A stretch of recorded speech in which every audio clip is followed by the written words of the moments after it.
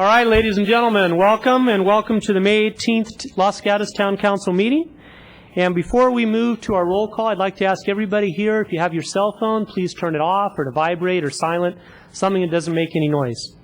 Now I'll turn to Jackie Rose for the roll, please. Councilmember Steve Rice. Here. Councilmember Barbara Spector. Here. Councilmember Joe Plazinski. Here. Vice Mayor Diane McNutt. Here. Mayor and Chair Mike Westerman. Here. Thank you very much. Joining us tonight for the Pledge of Allegiance are members of the Los Gatos High School field hockey team and their coach, Henry Reyes. These varsity and junior varsity girls have had one impressive year after another since they were formed in 1992. Not these particular girls, they haven't been here that long. It's especially gratifying for me to honor these championship women, as it makes me recall several years ago when my daughter was with the goalie and the Los Gatos team, affectionately known as the Chicks with Sticks, won back-to-back CCS championships. Year after year, they have been strong competitors, and this current year, they blew away the competition. You'll hear the detailed results when I read their commendation. But suffice it to say that these girls are both individual and team elite athletes who make Los Gatos proud. Now I'll ask these championship Chicks with Sticks to join me at the podium to lead us in the Pledge of Allegiance.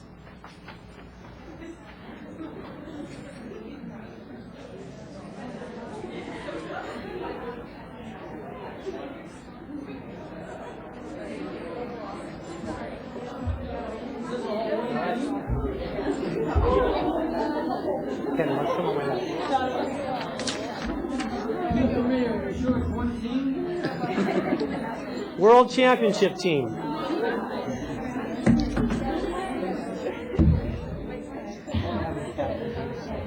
Oh, wow. Guys, silent like Okay, we're going to have Megan and Lori, two captains.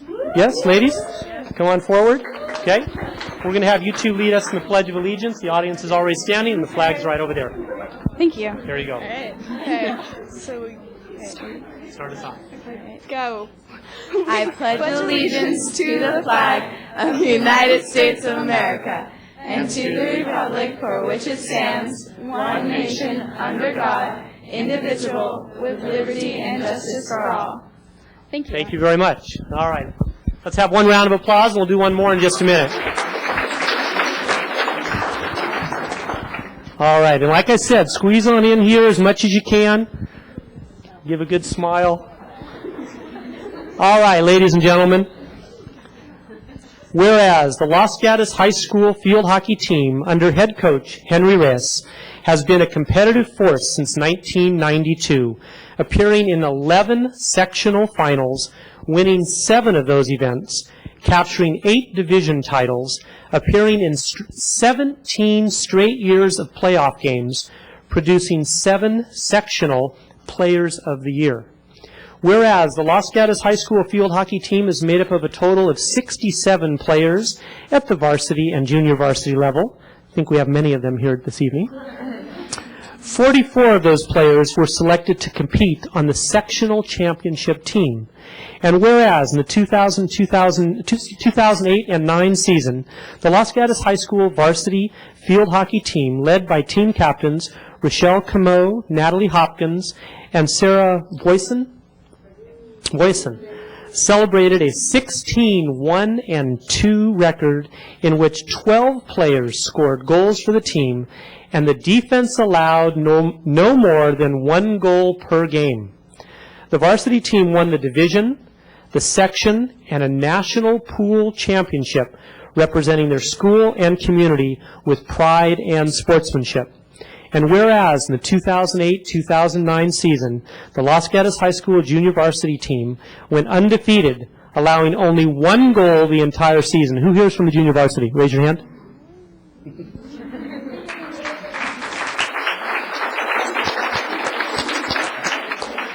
All I can say is look out league next year.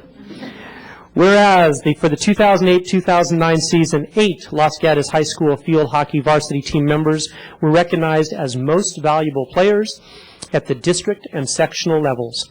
One team member received both the highest honor of Player of the Year for the sectional level and Most Valuable Player at the district level. Did I hear it? Yes? All right. Let's hear it for her.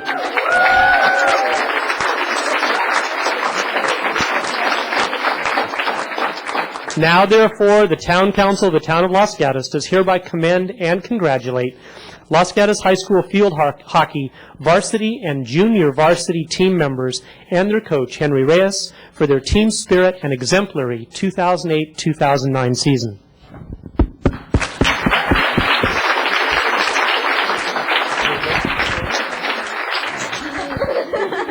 Tell them you got a few spots open, invite some people out. Well, first of all, just thank you for all the folks here in the town council and everybody here for recognizing these great kids, these great athletes over the course of the years, and especially these here today. They do a lot of work, and I think they do the town fantastic by their performance and, more importantly, the people that they really are when they're not playing as well. So, thank you. Thank you, Coach. And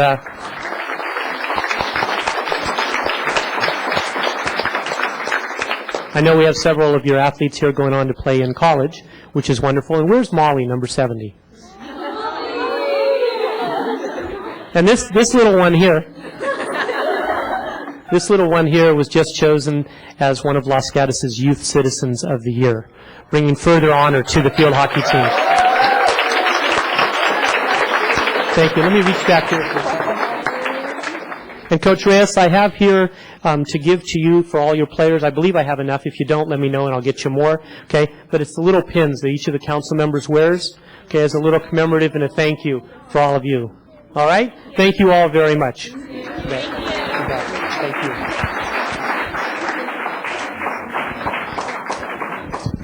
You're welcome.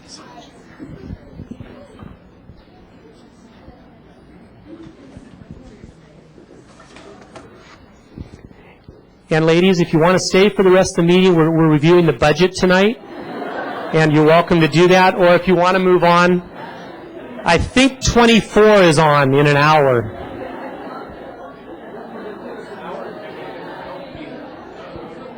We'll work on that.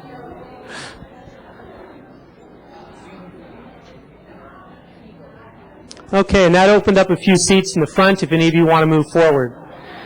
All right, we have one more proclamation, and tonight we are pleased to present a proclamation in recognition of National Public Works Week, and here to accept the proclamation on behalf of the hardworking, committed Parks and Public Works employees is the Director of Parks and Public Works, our very own Todd Capurso.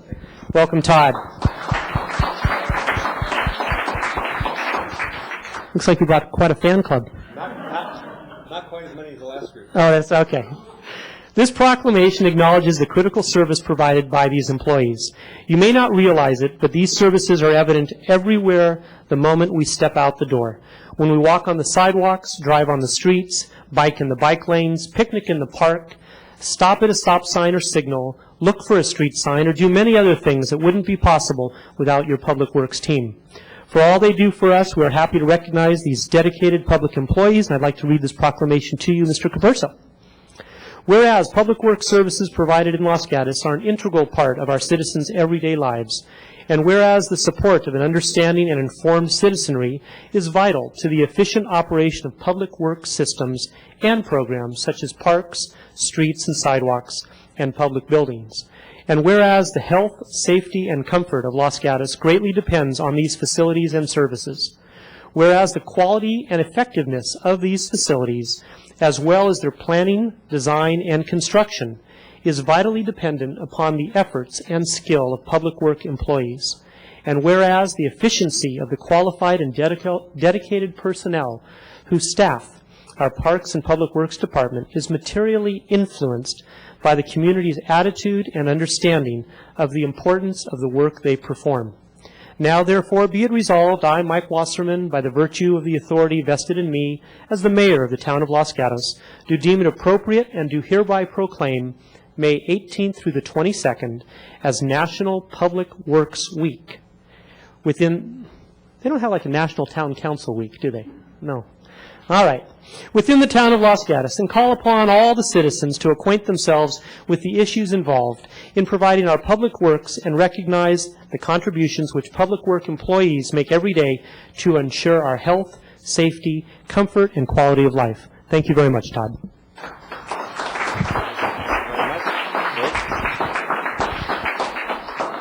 Well, thank you, Mayor Wasserman. I would also like to take this opportunity to recognize that many of our projects are approved by the council, so that makes you part of Public Works Week as well.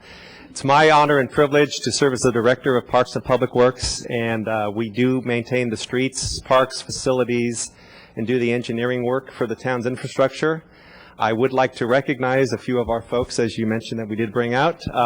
If I could, I'd like to recognize the Assistant Director, Town Engineer, Mr. Kevin Rohani. Our Public Works Maintenance Superintendent, Steve Regan. Our Facilities Manager, Bruce Smith. Administrative Specialist, Jeanette Judd. Management Analyst, Tim Kawasaki. And Parks Maintenance Worker, Mr. Jarrett Blasky. And as you can see by the propaganda we put up here behind you, we are reminding everybody that it is National Public Works Week. And at the Yard tomorrow, we are having an open house at the Yard from 9 to 12 tomorrow morning. We invite you all to come down for a tour. We've got a couple of elementary school classes coming, so we've already got set tours at 9 and 10. If you would like to come in at one of those times, we'll catch you up with one of the groups. If not, between 11 and 12 is kind of an open tour, so we'd be happy to have you.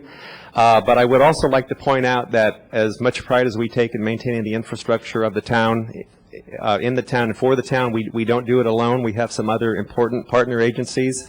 And I'd like to recognize the West Valley Sanitation District as well for maintaining the sanitary sewer system of the town. And here representing that group is Ed Oyama. So thank you, Ed. Very good. Thank you. I'll give you this in a second. And for all those interested in the tour at the Corp Yard is on Miles Avenue, which is off University, just past Old Town. Thank you very much, Todd. And now we'll turn to Mr. Korb for our closed session report.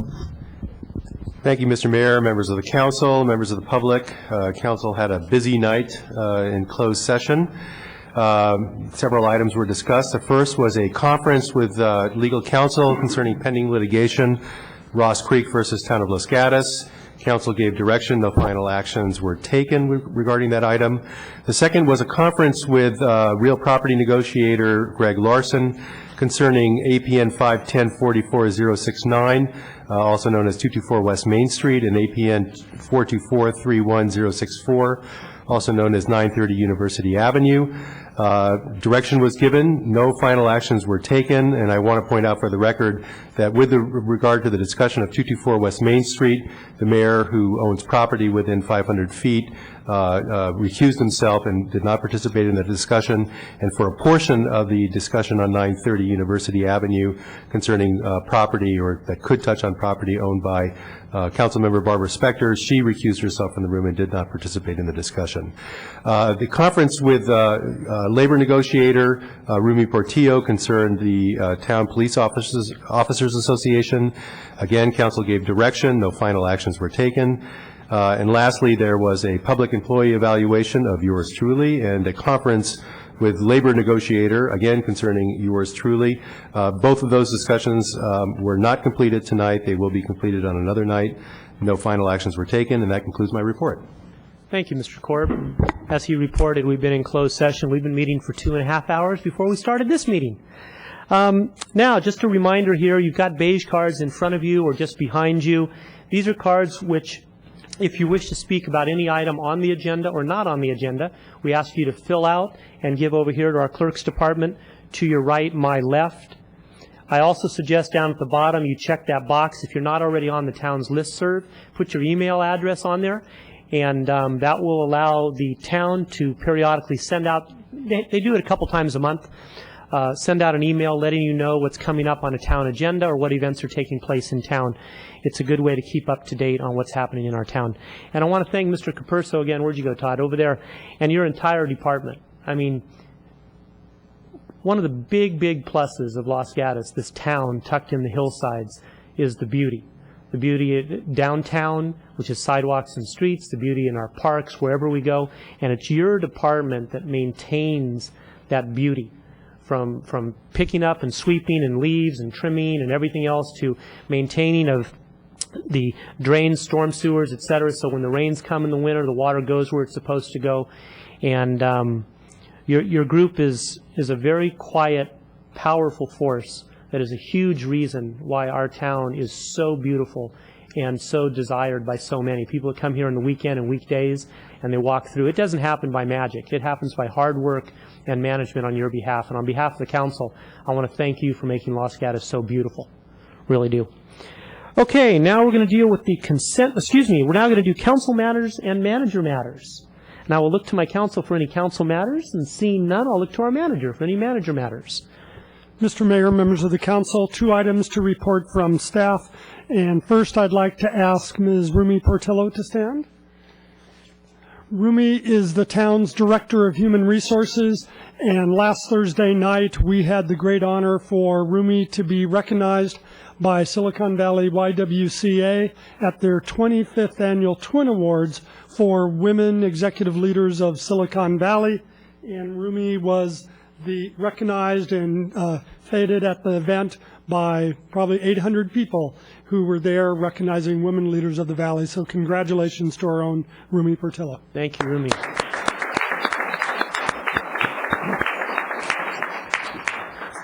And Rumi, on behalf of the council, congratulations for us for all that you've accomplished and how well you represent the town of Los Gatos. I was fortunate enough to be there that night and seeing you up on the PowerPoint slideshow, whatever that was, and seeing those 800 people say, wow, look at this woman, look what she has accomplished, look what she's done for the town of Los Gatos. Thank you very, very much. You bring us a lot of honor. Thank you. Okay, now I'm going to turn... And actually, Mayor, if Yes, I could Mr. interrupt, Manager. one other recognition, and Yes. it's appropriate for tonight. We'll be hearing more from him later, but I'd like Mr. Conway, Steve Conway, to stand, who is our Director of Finance. And as you may know, periodically, roughly every 5 years, a jurisdiction has its bond rating reevaluated. Well, just last week, the town of Los Gatos learned that Standard & Poor's had reevaluated the financial practices and situation of the town of Los Gatos, and we were one of only 13 cities out of 450 in the state of California that received an upgrade. And in fact, we received a double upgrade from AA- to AA+, which is the highest possible appropriation bond rating for a jurisdiction of our size. One of only 4 jurisdictions to receive a double rating. This is indicative of the sound financial practices that the council has adopted and established in the past, and also to the leadership and excellence of our Director of Finance, Mr. Steve Conway. Thank you. And just so I have that clear, you said it's the highest rated possible rating for a municipality of our size. Correct. The highest rating possible for a municipality. Let me repeat it. It's Okay, the thank highest you. possible rating. Mr. Conway, thank you on behalf of the town council.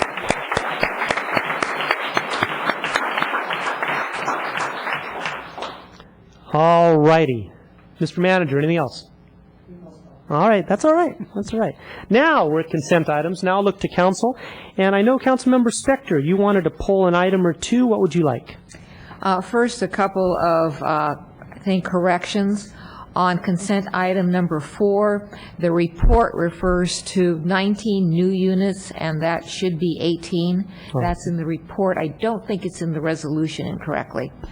On number 9, the minutes, on page 12 of the minutes at the top, throughout the motion, it refers to give the home a 1-story appearance from the front and back view.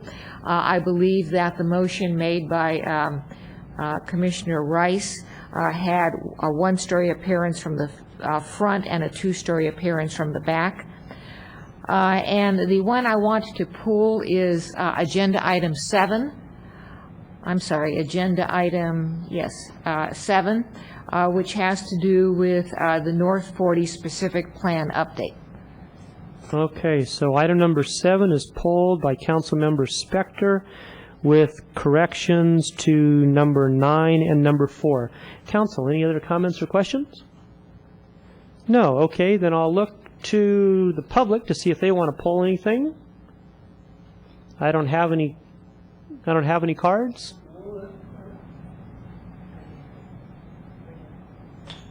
We got verbal, public. 9 and 3. Please. Number 9. 9 and 3. Okay, Citizen Ray's pulling 9. Right there it is. Okay, gotcha. So we'll do 9 and 3. Okay, 9, 3, and 7 have been pulled. Seeing no other action, I look to council for a motion. I'll move to approve the consent calendar exclusive of items 9, 3, and 7, and number 4 as amended. Second. Motion made and second. Any further discussion? Seeing none, all in favor say aye. Aye. Opposed? None. Carries unanimously. And because we've got all these department heads here, we're going to put those 3 items to be heard at the end of tonight's meeting. So 9, 3, and 7 will be addressed after other business. Mr. Mayor. Yes, ma'am. And talking so much, agenda item 4, I should register a no vote. Oh, thank you. Okay. So the motion is to approve consent items 1 through 9, except items 3, 7, and 9. Councilmember Spector is registering a no vote on 4, and that motion passes unanimously with ayes to everything else. Mr. Mayor? Yes, sir, Mr. On item Kaminsky. 4, as you know, I was recused from that, so that should be noted as well. Okay, and that is in the public record from 2 weeks ago, but thank you for reminding us of that. Okay, now we're going to verbal communications, and I've got a card. First speaker is Citizen Ray. Mr. Mayor, if you will, I'd like to defer to this gentleman right here. He's going to apply for something. Please call him first. Well, it's not Pamela or Bridget. Are you Doug? I'm Doug. Doug, step to the plate. After that, Citizen Ray, then Pamela, then Bridget. Well, thank you, Mr. Mayor and council members. I'm discussing a proposed sidewalk curb project on Mitchell Avenue, on the north side of Mitchell Avenue, that I read about in the Weekly Observer. There is talk of doing an asphalt sidewalk on Mitchell Avenue on the north side, and it was brought to my attention that there had been funds donated for that project specifically, and that I would ask that you, if you were going ahead with that sidewalk project on the north side of Mitchell, that you would do that out of concrete instead of asphalt. I thought that was kind of strange when I read that in the paper, and then we had some neighbors discussing it, and we thought that would be more appropriate to be done in concrete. My own personal opinion, after living on that street for 43 years, would not to have a sidewalk at all for public safety issues, but that is not what I don't think what we're addressing tonight. Observing junior high students walking to and from school, I don't think you would find them walking on a sidewalk. They walk in mass, in group, and they don't tend to use any of the sidewalks in that area. But and I also think that would narrow the street and make it a safety issue besides, as you'd shrink up the sides of the street for parking. But that's all that I wanted to bring up to your attention. Thank you very much, Mr. Braga. Citizen Ray, you're up.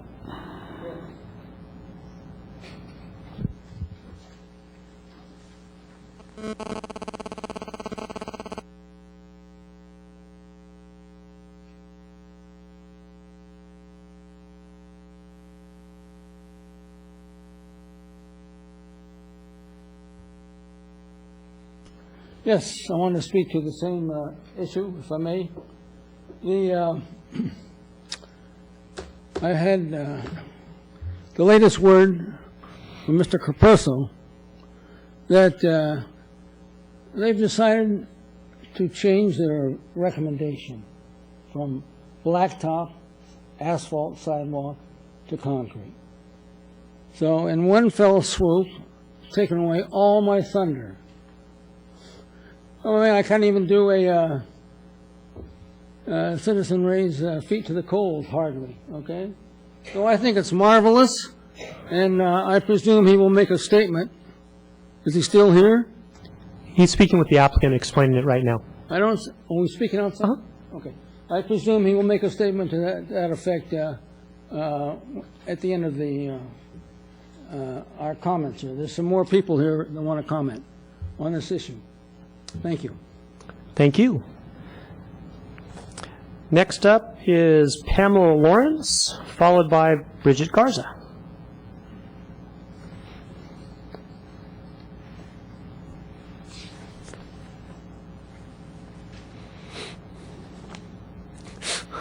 Good evening, Council. My name is Pamela Lawrence, and I live at 234 Johnson Avenue. Yesterday afternoon, I witnessed a disturbing situation at the Safeway on North Santa Cruz in Los Gatos.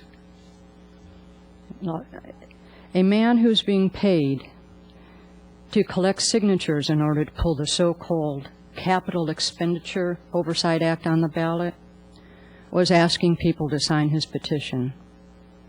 I observed this for about an hour. He was telling people this will not affect the library. The library is already in process, and this will be grandfathered. This election will not cost the taxpayer any money.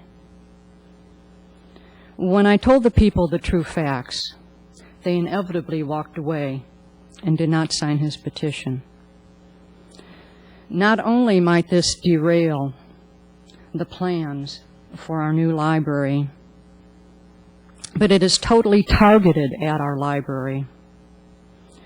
The new library will be, as you know, funded with redevelopment funds and some town resources.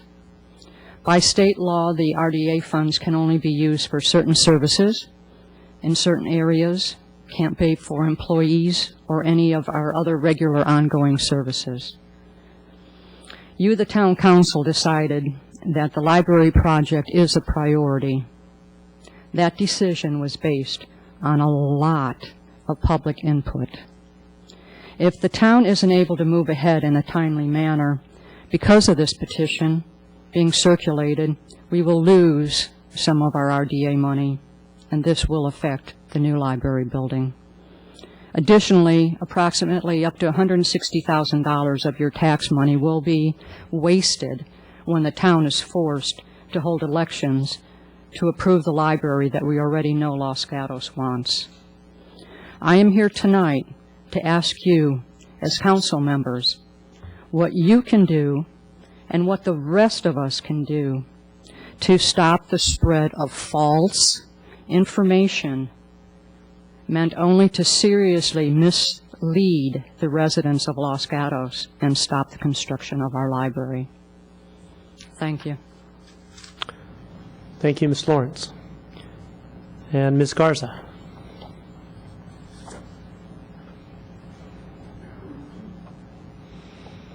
Evening. I'm Bridget Garza. I live on Mitchell Avenue, and I observed that I think it is dangerous for the students the way they walk between the cars and in and out of the cars. I don't know if they'll walk on a sidewalk, but I'd like to see it tried. We have sidewalk on one part of Mitchell, and it's cement. On the part closest to Los Gatos Boulevard, it is a cement sidewalk. We have sidewalk that this sidewalk will join with on George Street, and that is also cement. And I think it's going to give a very patchwork appearance if we join now and have an asphalt sidewalk to go along with these other ones. I don't know if there's any other part of town that has an asphalt sidewalk. I don't know. I don't quite know what an asphalt sidewalk would look like. But I think it should match what is already existing there, and I think it is a safety issue that we should have something for the students, and maybe a little education in using the sidewalk rather than the middle of the street, which seems to be the case now. Thank you. Thank you very much.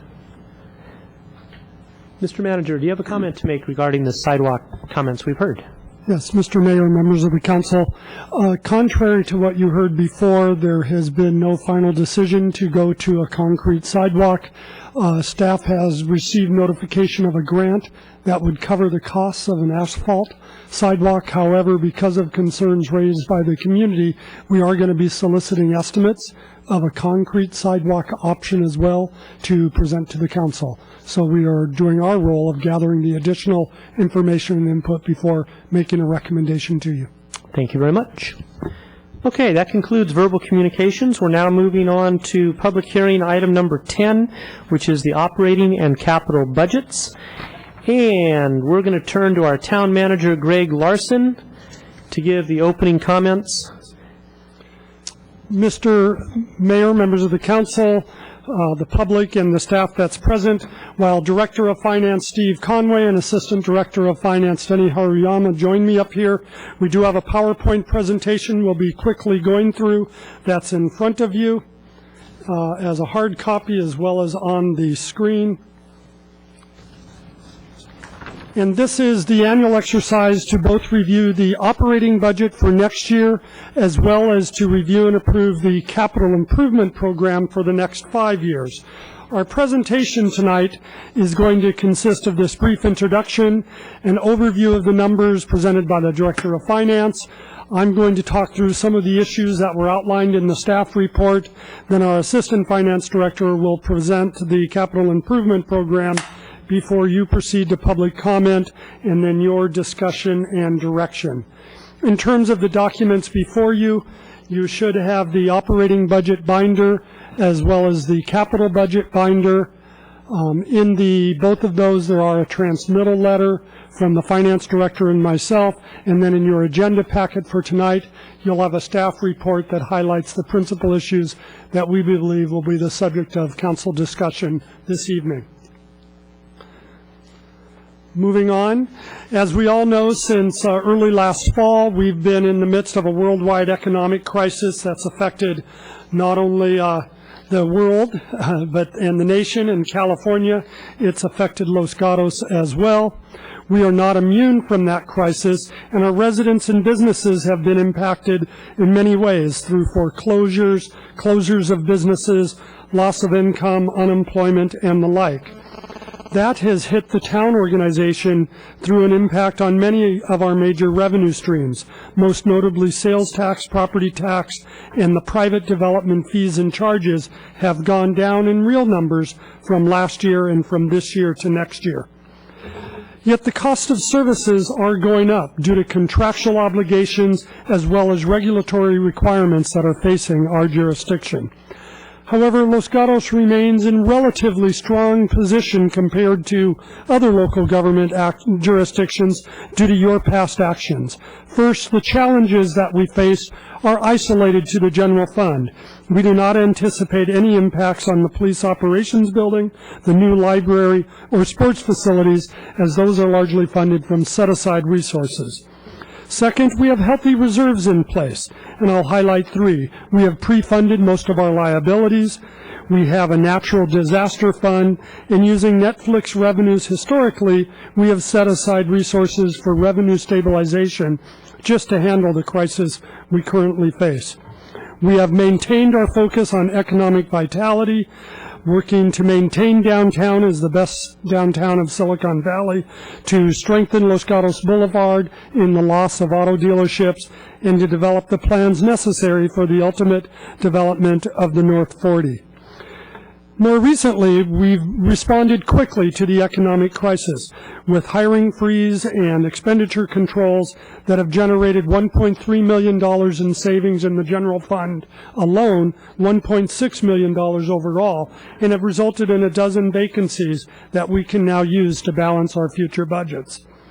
In February, when we last discussed the budget with you, we recommended and you directed that we identify $2.5 million in potential budget adjustments to cure the problems we foresaw for the next 2 years. However, the economic situation has worsened, and what we're going to go over with you tonight, and that's presented in the documents you've previously received, is over $2.7 million in adjustments needed to get us through next fiscal year. So this part of the report is reflected in page 3 of the staff report and attachment 3 to that staff report as well, if you wish to follow along. First, we are recommending the elimination of 9 vacant positions constituting 8 full-time equivalent positions for a savings of $900,000. Second, we are seeking other staffing and salary savings totaling $700,000, of which $450,000 comes from management salary freeze and furloughs and salary reductions for other staff as well. We are also proposing $600,000 that are detailed throughout the budget in other operating cost reductions. Excuse me, Mr. Larson? Sure. Is somebody doing the PowerPoint to Oh, I'm sorry. get you on down? I got so busy reading it. Thank you. I'll give it to Steve. He'll keep me honest. There we go. Thank you. And then last, we have fee adjustments and transfers, most of which you reviewed in April, that constitute $500,000. All of that sums to $2.7 million. The white button on the right. There.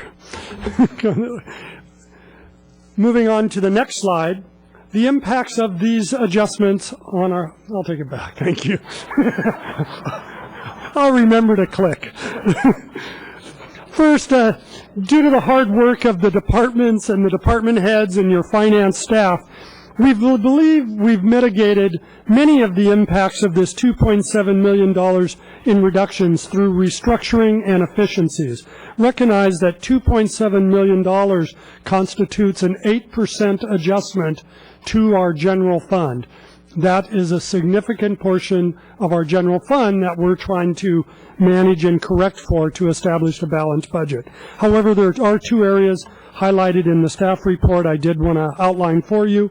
First is reduced management capacity, which is best represented by the loss of a police sergeant in the police department, taking us back to prior staffing levels, which will move some of that vacant police sergeant's work, and it's a position that was just vacated in the last month, up to the captains, as well as the assistant to the town manager position, which we're recommending be eliminated as of July 1, which will move work both down to department heads and up to the assistant town manager and myself.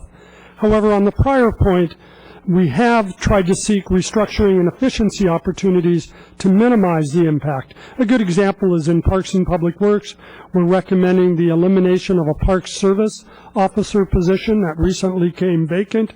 And instead of having a complete reduction in service, staff is recommending we go to half of that position during the busiest time of the year and explore educational opportunities with the Park Ranger program at West Valley Community College to maintain services during our busy season. Similarly, in the finance department, we've recommended elimination of the business license position, but to retain hours so we can provide maximum staffing during the 3 months that the business license program is busy. So we've tried to not use a meat cleaver. We've tried to be very scalpel-like in the reductions we've proposed to maintain the services to the greatest extent possible. However, there will be, in Parks and Public Works particularly, continuing unmet maintenance needs. The council may recall that a year ago, the one new position we recommended for funding from the general fund was a maintenance worker for Parks and Public Works. Well, given the economic crisis that hit in October and the hiring freeze, we never filled that position, and in fact, we're now recommending eliminating that position that was never filled and not budgeting it in the budget on a going forward process. However, the continuing impact on Parks and Public Works will be a need to focus primarily on health and safety needs, not aesthetics, and to schedule services not to provide immediate response unless life safety requires it.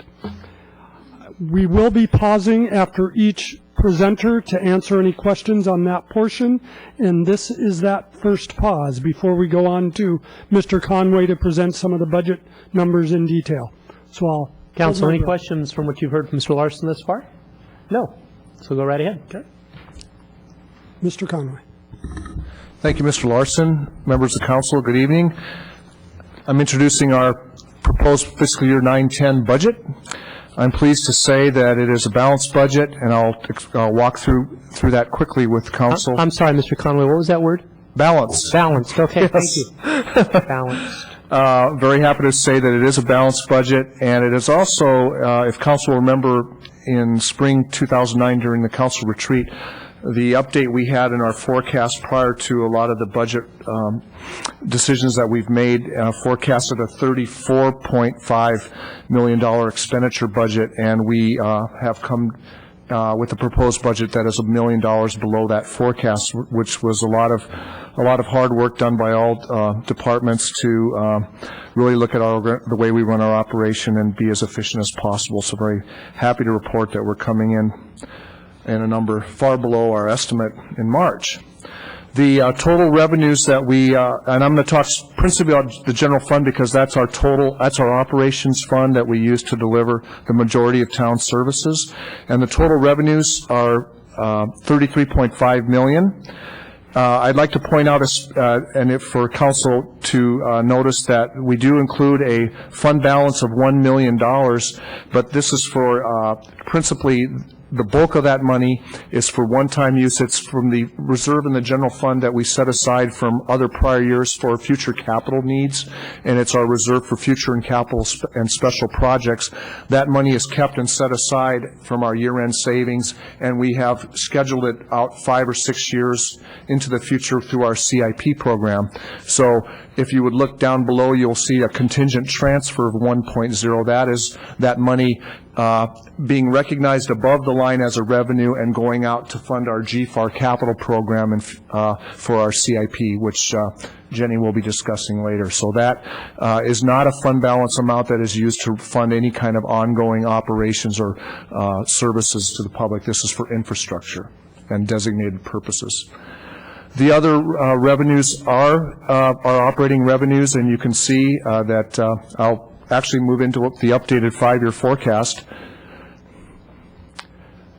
We, when we looked at the 9-10 budget and the following 4 years, we made some assumptions about the current recession and how it will affect our 5-year fiscal fortunes for the town of Los Gatos. And we took a very conservative approach. We have budgeted for the years 9, 10, and 10, 11 a 0 to 1%, and in some cases even a decline in certain operating revenues. We don't anticipate any recovery until years 4 and 5 of the plan, when we do expect the economy to turn around, and we have been somewhat optimistic, and we've used a 5% growth factor for those final 2 years of our 5-year financial plan. That is a bit optimistic, but we're trying to be positive in that regard and hope that we've approached the bottom of the economy and we will see a recovery in a couple of years. We'll, of course, be monitoring that. In year 5 of our 5-year plan, we have eliminated our revenue, taken out just for planning purposes, our Netflix revenue, which has become a major source of our approaching 28% of our sales tax revenue. We did that because we have long been aware that revenue from one business, any one business, to become totally reliant on that is not a wise business practice, and we have been disciplined in our use of that revenue. As we deliver services to the public, we do not want to have a large, significant amount of our service delivery dependent on one revenue source. So we have begun our planning for that. We have included in our expenditures only known salary and benefit cost increases where we have negotiated cost increases that we know of through our MOUs, which are memorandums of understanding with our employee groups. So those have been factored in. In years when we do not have known benefits or cost information regarding salaries and benefits, we have used a very low planning assumption in those regards, recognizing the difficult economy that we are in. Year 11-12 is a particularly interesting year. That's our 3rd year out, and that year we have been advised, and there is currently steps in the works to change it somewhat, but we've been advised preliminarily by PERS, the Public Employees Retirement System, that our employer costs may increase dramatically for both our miscellaneous employees and our public safety employees due to the investment losses, which approached nearly 30% for PERS in the fall of 2008. Luckily and thankfully, a lot of that, some of that loss now has been recovered, and the 30% loss is down to 24, I believe, is my latest number, and hopefully it will keep marching down as the stock market steadily improves. And Mr. Conway, I'm going to interrupt for just a second, just so our public understands what you just said. You were talking about PERS, the Public Employee Retirement System? Correct. Is that correct? That takes care of the monies that are set aside for public employees, retirements, pensions, et cetera. They lost some 30% over last year with the crash of the stock market, if you will, and you're forecasting, based on your lengthy experience in public service, that the town will be asked to make up what they lost in their investments. This was nothing to do with the town's investments. Correct. Nothing the town lost. It's the town needing to make up the shortfall of the organization that manages the money for our public employees' retirement. That is correct. Okay, thank you. So the net result of a very difficult recession, a prolonged recession, and some need to increase costs that are, in the case of PERS, unavoidable, we continue to see that over the next few years, the town will be in a difficult fiscal position, with our latest forecast indicating that approximately we will be dealing with ongoing $1 to $1.5 million corrections for the next 4 years, we anticipate. And we have not lost sight of that in recommending the proposed 910 budget. We are monitoring the situation very closely. We will, our plan is, for instance, on the state budget, as you're well aware, there may be some ramifications coming out of that that may affect our property tax. We have our revenue stabilization reserve intact. We have not had to tap it, and we have it available to meet unexpected shortfalls that may occur. And we believe we have ability to respond to most foreseeable revenue situations that may impact the town. And I'd be happy to take any questions at this point. I think we're good. Thank you. Now we will move on to some of the budget issues that are highlighted in the staff report. The relevant page number for each item is shown on the screen, so you can easily find it in the staff report. First is the staffing and compensation changes on page 6. As I indicated earlier, management salaries will be frozen for the second year in a row, recognizing a 3 to 4% savings on management compensation, and we have included in the budget non-management salary savings of roughly 2% that would be achieved through either COLA reductions or unpaid furloughs. That constitutes $250,000 of savings. In addition, we will be taking we are recommending that we take last year's pilot holiday closure, which affected the 2 holiday weekends, and extend it for the week between the 2 holidays. So Town Hall would be closed, non-essential services, let me be clear, would be closed from Friday through Monday a week later, as many businesses and other public sector organizations will be doing as well.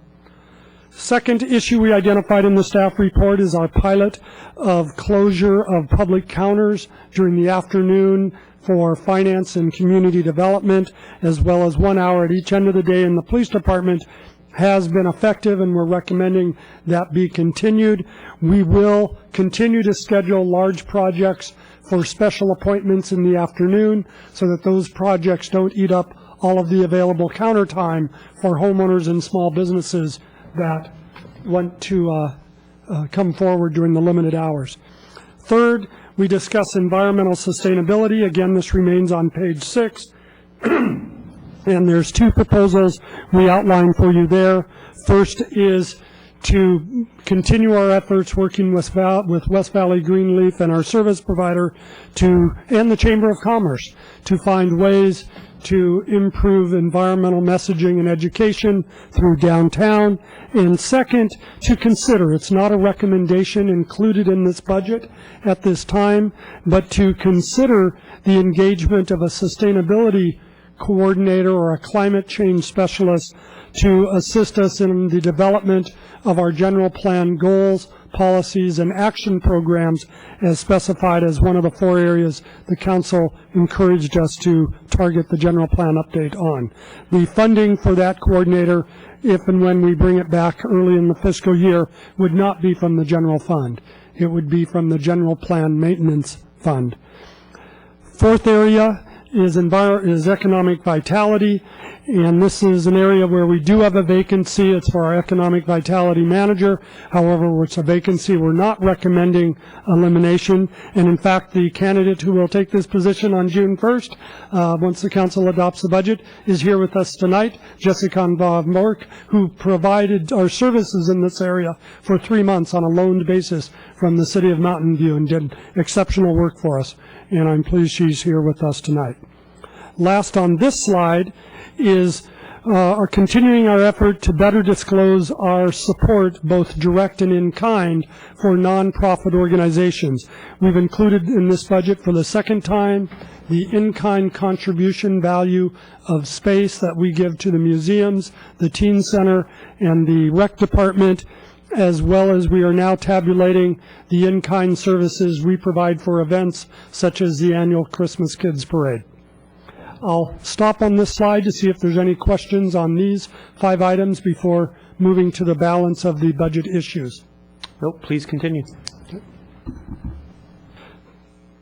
The last 2 under budget issues is management capacity, which I've discussed previously in the significant changes. However, the one item I wanted to identify was attachment 4, which is a special projects listing that staff will now be using to manage the management workload, and we will periodically bring this back to you for information review and updating as you identify other needs and projects that need to be addressed and to set priorities appropriately.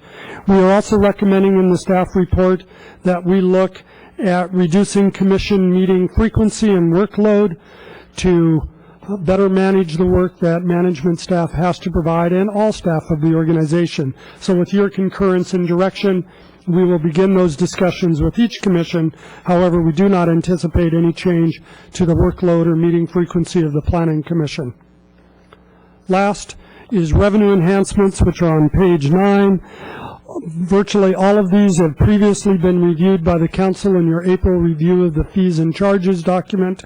The one exception is the taxi cab and towing service, which is a proposal still under development that would not be implemented till mid-year, and we will be bringing that forward to you with the necessary ordinance changes and recommendations early in the new fiscal year.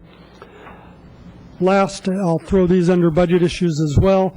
For the 2nd year in a row, we have provided you with a listing of donation opportunities. This is highlighted on page 9 and provided as attachment 5.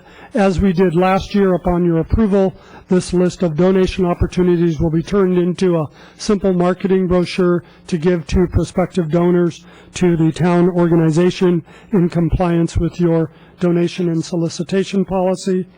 And last, as Finance Director Conway mentioned, we do face some serious challenges still at the state, and this is detailed on page 9 and in attachment 6, where our current projection is the property tax borrowing that is proposed by the State Department of Finance, should tomorrow's ballot measures fail, would total approximately $950,000. It would be our recommendation that we cover that loan to the state out of our reserves, and that loan is to be repaid by state law approved by the voters within 3 years with interest, and we would restore the reserves at that point. For the state to not repay that loan would require a future vote of the public, and would that occur, we would come back to you with the budget changes necessary to recognize that taking of Los Gatos funds. The League of California Cities has recommended jurisdictions across the state to adopt a resolution imploring the state not to take property tax money from local government and to not adopt further unfunded mandates which increase our operating costs. And that resolution is attachment 6 for your adoption tonight. That concludes my portion of the report. Before turning it over to our Assistant Director of Finance for the CIP, maybe I'll throw it open for any question relating to the operating budget that Mr. Conway or myself can answer. I should highlight as well, we are fortunate to have all members of the executive team here with us tonight, the directors of every department who have spent hours with their staff developing the budgets that's before you. And many of your questions, we may end up having them address to give you the most current information. Thank you. I think we're good, Mr. Larson. You can proceed. Oh, Vice Mayor McNutt. Sorry, I do have one question. I think it's appropriate time now. We had a speaker earlier talk about the possibility of initiatives and elections. It was the estimate that she gave us of $160,000 accurate? And if that should come to pass, where do we find the money in the budget to pay for that? Mayor Wasserman, Vice Mayor McNutt, there are three portions of increased costs that the town will incur. First would be a special election if it were to be held in isolation from any statewide elections, such as next November. For the two ballot measures currently in circulation, that would cost $110,000 to $140,000 for that one election. The so-called capital fiscal projects measure would then require a second election on the library, and if that were held the following June in consolidation with the state election, that would cost roughly another $80,000. So we're looking at roughly $200,000 in election costs alone that we would incur in the next fiscal year. Those expenses are not budgeted because the signatures have not been collected or certified by the Registrar of Voters. The Town Council would have to decide to provide that $200,000 in funding through either drawing down our reserves or cutting other services and projects that would be in the adopted budget tonight. There is a third fiscal impact in that if the library financing were to be delayed more than a year, there would be roughly a $50,000 per year loss in revenue to the redevelopment agency for the life of the redevelopment agency. That would take away roughly $600,000 of the funding we're counting on for the library. Anything else? Thank you. That's it for council questions at this time. Mrs. Harayama. Well, good evening. It's my pleasure to provide an overview of the proposed 2009 to 2014 CIP. As you'll note above, you can find information on the CIP on pages 10 and 11, and then you should also have a CIP binder in front of you. The CIP development process involves reviewing current and scheduled projects. Most of the projects are based on council strategic priorities, community health and safety issues, and are available based on resources and funding. They're also provided to the Planning Commission for review and then in turn brought to council for your consideration, which we are doing this evening. The proposed 5-year CIP totals approximately $35 million.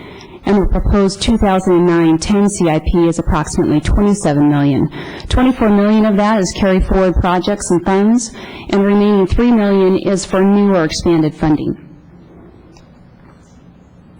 Specific capital projects for 2009-10, there are three categories typically for capital projects. There's streets, parks, and public facilities.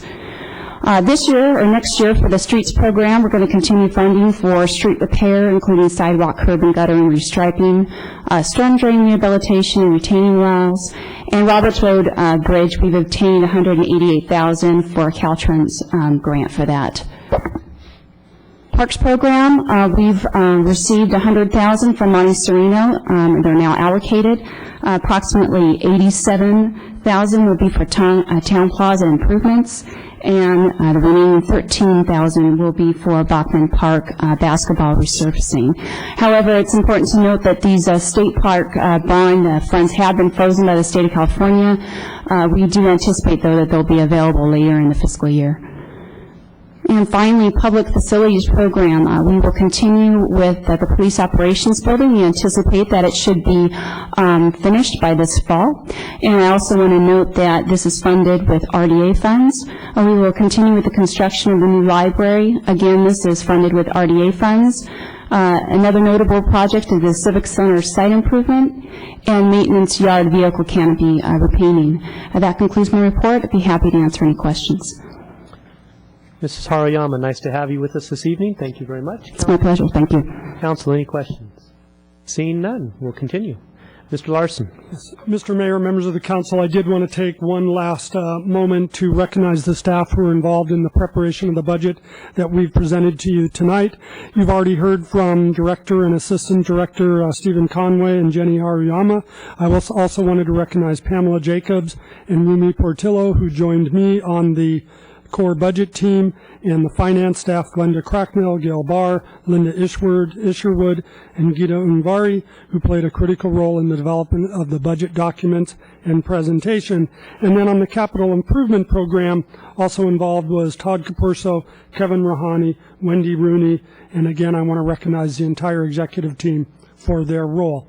The recommended action before you tonight is up on the screen, and it consists of hearing from the public, proceeding to council discussion, and the specific direction we're looking for from council tonight would be any changes you recommend be considered for the proposed budget and CIP to direct preparation of the actual budget resolution, which implements the budget that would be brought to you on June 1st. Then we have provided the staff special projects list and donation opportunities list that don't require formal adoption by the council, so you could just acknowledge them or you could adopt them. And then the League of Cities has asked for jurisdictions to adopt the state funding resolution provided as attachment 6. That concludes staff's presentation. Thank you, Mr. Larson. For the public watching at home, we've buzzed through this. Council didn't have a lot of questions at this time. They may well have some after we hear from the public. But the budget, especially with the economy, sales taxes, property tax, et cetera, the budget has been the issue first and foremost among all these department heads and assistants for many, many, many, many months. And it's our executive team, it's our staff, especially our finance department, that is always looking forward, is always making adjustments. There's mid-year adjustments, end-of-the-year adjustments, always looking at what's going on in the economy worldwide, nationwide, and here locally. And it's because of that, it's because of their approach that they're able to make these adjustments. And once again, certainly for my 7th year in a row, and perhaps Mr. Brzezinski goes back 11 years, a balanced budget in Los Gatos. You know, the state doesn't do it, the county doesn't do it, the feds don't do it. Our guys do it. Unfortunately, they can't run the world, but we're working on that.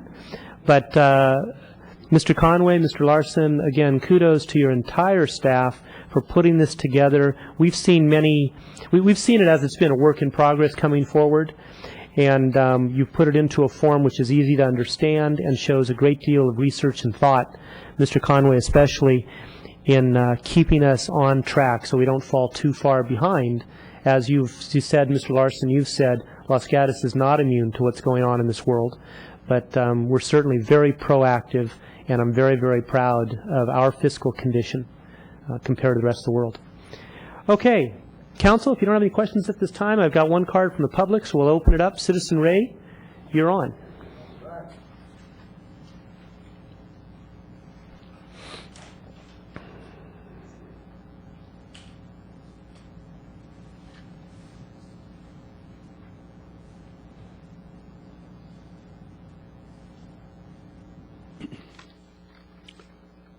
Yes. As you might guess, I'm not quite so happy. I think Mr. Larson seems to be reacting appropriately to what's going on, okay? Cutting back where necessary, you know, is what you do when things are tight. But I want to go on record with regards the library project of the CI 5-year CIP, okay? That's project number 821-2501, okay?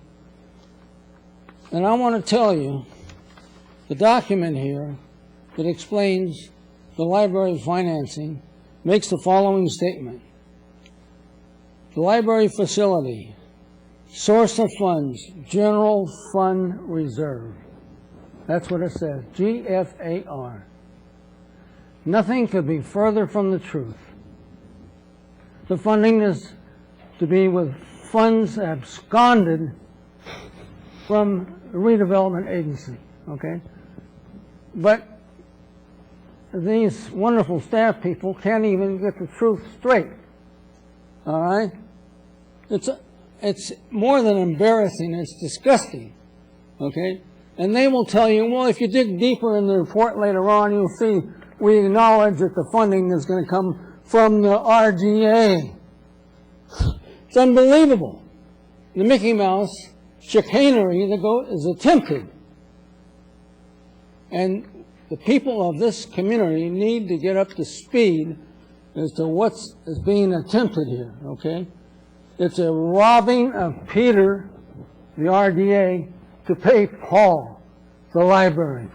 Robbing Peter to pay Paul. And is the Gang of Five here going to do anything about it? I doubt it. I doubt it. What's left of America? I'll tell you, this whole nasty procedure insults that flag that I serve. Okay? Disgusting. So I just wanted you to be aware of that, and also, and for the audience, just to evaluate the financial condition. There's the investment portfolio report this month. And guess what?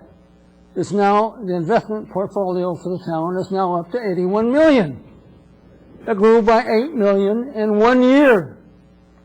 Grew by $8 million in 1 year. Does anybody mention that? Of course not. Of course not. It's in the consent calendar. It's hidden from you. And the discretionary fund, $17.2 million in the discretionary fund. Thank you, Citizen Ray. Your time is up. Don't go there, because then you can't stay here for the whole meeting. Just stop right there. Just sit down. That's public figure. I won't even touch that. Please sit down. All right. Seeing nobody else from the public, that portion is done. I would like, before I make my own comment and then turn to council for comments and discussions, I would like to talk to Mr. Larson, call on Mr. Larson for a response to anything you wish to respond to. Yes, first I do want to respond to the library financing. As has been part of every document that's come to the council when you've approved the library funding program, it has always been presented, recommended, and adopted by the council that the source of funds to pay the debt service would be redevelopment tax increment. And in fact, on page 2 of the capital improvement program, on page 6 of the operating budget, and then in the redevelopment agency capital projects fund on page F7, we explicitly state that the source of funding for the debt issuance on the library would be redevelopment tax increment. So there is no hidden recommendation whatsoever. It's explicitly in writing in 3 locations. And in terms of our fund balance increase, I do want to highlight that $6 million of that $8 million is directly from Santa Clara County for Vasona property to be used in the future for sports facilities. The bulk of the remaining $2 million is for additional liabilities that the town has incurred for insurance, benefits, vacation, and other liabilities such as that. So thank you. Thank you very much. And before I turn to council now, I just want to also point out Los Gatos is incredible. You know, we win the CAFR year after year, which is about accounting and transparency and doing things the right way. We just had our bond rating rate raised to the highest level possible of any municipality our size. The budget is balanced year after year after year when the state feds and county can't do that. When PERS loses money on investments they made for employees' retirement, they get to turn to the town of Los Gatos and take money from our reserves to make up that difference. When the state comes up short, they get to turn to Los Gatos and take money from the RDA. Most recently, state coming up short again, they've suggested they may take up to $1 million of our property tax revenue. And I got to tell you, that fries me. I mean, we only get 1/8 of the sales tax. Now it's 1/9. 1/9 of the sales tax that we collect as it is, and the other governments get the rest, and they can't do a balanced budget. And we only get, what is it, Mr. Conway, about 1/8 of the property taxes? 1/7? Okay, it's 1/8, 1/9. We get 1/8, 1/9 of the property tax revenue. We have a balanced budget, and the people that get 7/8 can't balance the budget.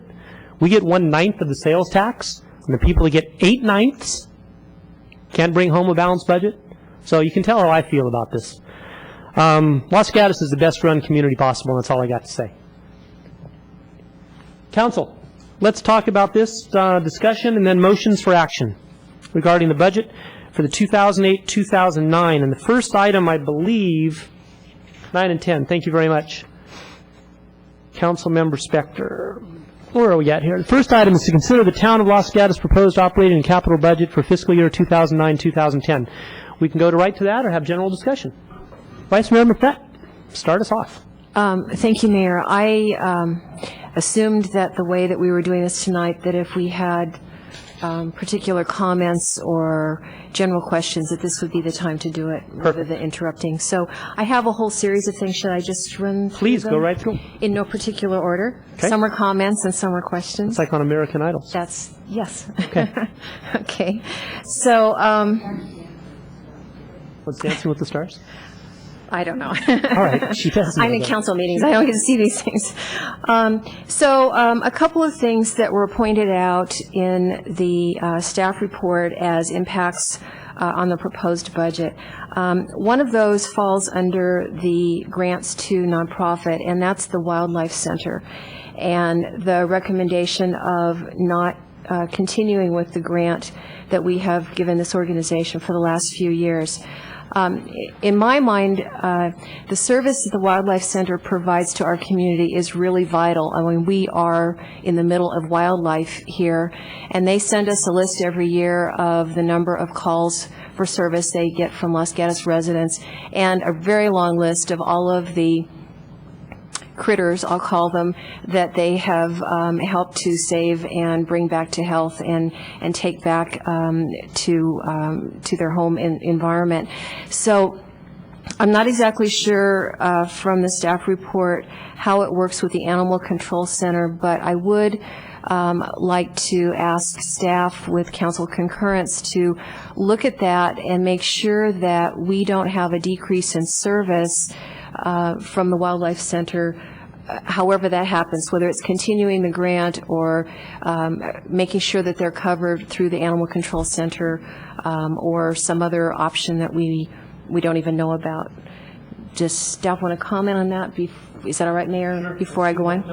There we go. Let's do one-on-one like that. I'm making notes here, but if we can get a response, that'd be great. Sure. The Wildlife Services Center has been a funded agency by the town of Los Gatos through the police department. $2,000 was sent to them through our Animal Services Control contract through the city of San Jose for wildlife they pick up and receive from the San Jose service provider. Another $4,500 was provided directly by the town for all the other people who bring animals directly to the Wildlife Center with a Los Gatos address. Last year, the applicant was requested to submit their funding request not directly through the town manager's office and the police department, but through the Community Services Commission. Instead, the applicant decided to submit a separate $3,000 funding request for marketing materials that the Community Services Commission did not fund, and the Community Services Commission never reviewed the $4,500 ongoing request because it had not been addressed to them. If the council wishes to continue funding the Wildlife Center at its prior levels, we'd recommend it be at $4,000 to reflect a reduction that most of our nonprofit agencies have also achieved, and with explicit direction that they be required to do the address differentiation as all of our other community service nonprofits have to do to differentiate Los Gatos town residents from Los Gatos addresses. And all our other grant requirements do it. And if the council wishes us to include that $4,000 grant, we will fund it out of reserves fund balance or find another adjustment to make in what we bring forward to you in June. Thank you. Go ahead, Vice Mayor. Thank you. On the whole area of the recycling and sustainability, I'm really pleased to see that we have finally figured out a way to put recycling containers in downtown. It's something that's been talked about with the previous hauler. They were, as I understand it, they told me Green Valley, that they were sorting through the garbage and pulling out the recyclable items, and then that became more difficult to do and too costly, and so it's been a shame to have recyclable materials mixed in with solid waste that ends up in the landfill. So I think a $20,000 expenditure for that is worthwhile. I have a lot of concerns, though, about a $20,000 expenditure for a part-time position on the sustainability coordinator, I think is the title, because it feels a little too vague for me in terms of the scope of work, and I'm not sure why a lot of that, as I understand what's being proposed, couldn't be handled either by our very capable staff and or by the contractor for the general plan update that we're adjusting possibly their contract tonight. So I think that's something that we should hold back on. The general plan update is supposed to be completed next year and have an environmental sustainability component. I think it would be more appropriate to look at it at that time and make that consideration. So it wasn't a question, that was a comment. And two additional comments related to the budget.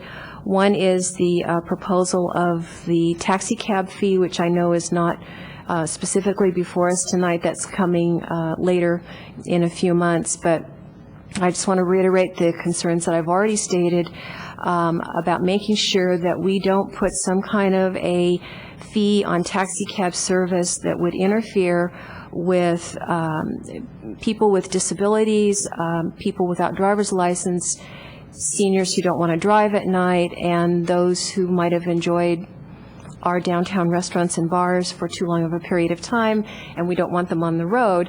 I don't want any interference with service, and I just can't imagine that for a taxi cab company or operator that Los Gatos is a huge profit center, so I don't think we should discourage them from serving our community in order to bring in a few dollars of a franchise fee that may or may not work. So I just wanted that concern on record as that evolves and gets detailed. And then my next to last comment, I always lied, on the list of needs of fundraising opportunities, donation opportunities from the community. We have a list here, and I understand it's going to be converted into a brochure for public dissemination, but it really needs to be worked on in terms of punching it up so that it sounds exciting and specific and appealing, like you just can't wait to write a check for it. So it's not currently in that form. So it's fine, I think, for our approval, but it really needs some work before it goes out as an actual fundraising tool. And my last comment is to not just compliment all of the folks that the manager mentioned, and the manager himself, on the preparation of the budget, but really to acknowledge all of the employees of the town, because you know, you all have a common denominator. You're working in public service, and I think this year in particular, with the kind of creativity that you are exhibiting and looking for ways to not impact delivery of service, but to cut the budget and the extra workload that's going to be on there from all these positions that are going away. More than ever, that's really what you are doing as a public service, and I thank you. Thank you. Councilmember Spector, you're next. Thank you very much. I'm going to follow up a little bit on what you've already heard. I'm going to start with what the mayor said. And again, although it may seem somewhat seamless this evening with the process of the budget, it's because this process started a year ago when we realized that at some point in the not too distant future, at that time we thought the future was further out, that our expenses were going to exceed our revenues, and we asked staff to begin working on that possibility or that probability. What's happened in the last year is that crossing of the lines of the expenses exceeding the revenues was accelerated until it reached us right now. And so when we had the mid-year review, which is probably in January, we discussed the issue with staff, and they with us. Again, when we had the council retreat, I think in March. The bottom line is this issue of balancing our budget, of making sure that our expenses fit within our revenue, has been an ongoing task undertaken by the staff. And they have done a ton of work. They have been creative and innovative in the way that they have met all of our town services and needs projected for the year 2009-10 without losing any of our staff. When you hear about the reduction in staff, they're talking about placeholders essentially for staff people, but not actually having anyone leave and walk out the door. And so there was a tremendous amount of work, and I want to join the other people who have already spoken and thank all of you for the work that you have done. It has been creative, and it has been innovative, and it has been to the benefit of our town. So thank you. Following up on a couple of issues that are of special interest to me, and I wanted to share with the council. First of all, I am also going to encourage the town to move forward with our recycling containers. I think the idea of doing it on a trial basis with a relatively limited number is a good idea. I also wanted to share with the council that the West Valley Greenleaf Committee, which is a committee of Los Gatos and West Valley residents and businesses, has been working on this exact project since June of 2008. And this past weekend delivered, I think it was Monday, delivered to Mr. Larson a report, and I have to tell you that if the town had to pay for this report, we'd be looking at 6 figures. It's a fantastic report that compiled information from all over the nation with regard to how other jurisdictions are dealing with this recycling issue. It's very analytical. It comes to conclusions, and the conclusions that it came to were that we should start out with a pilot program.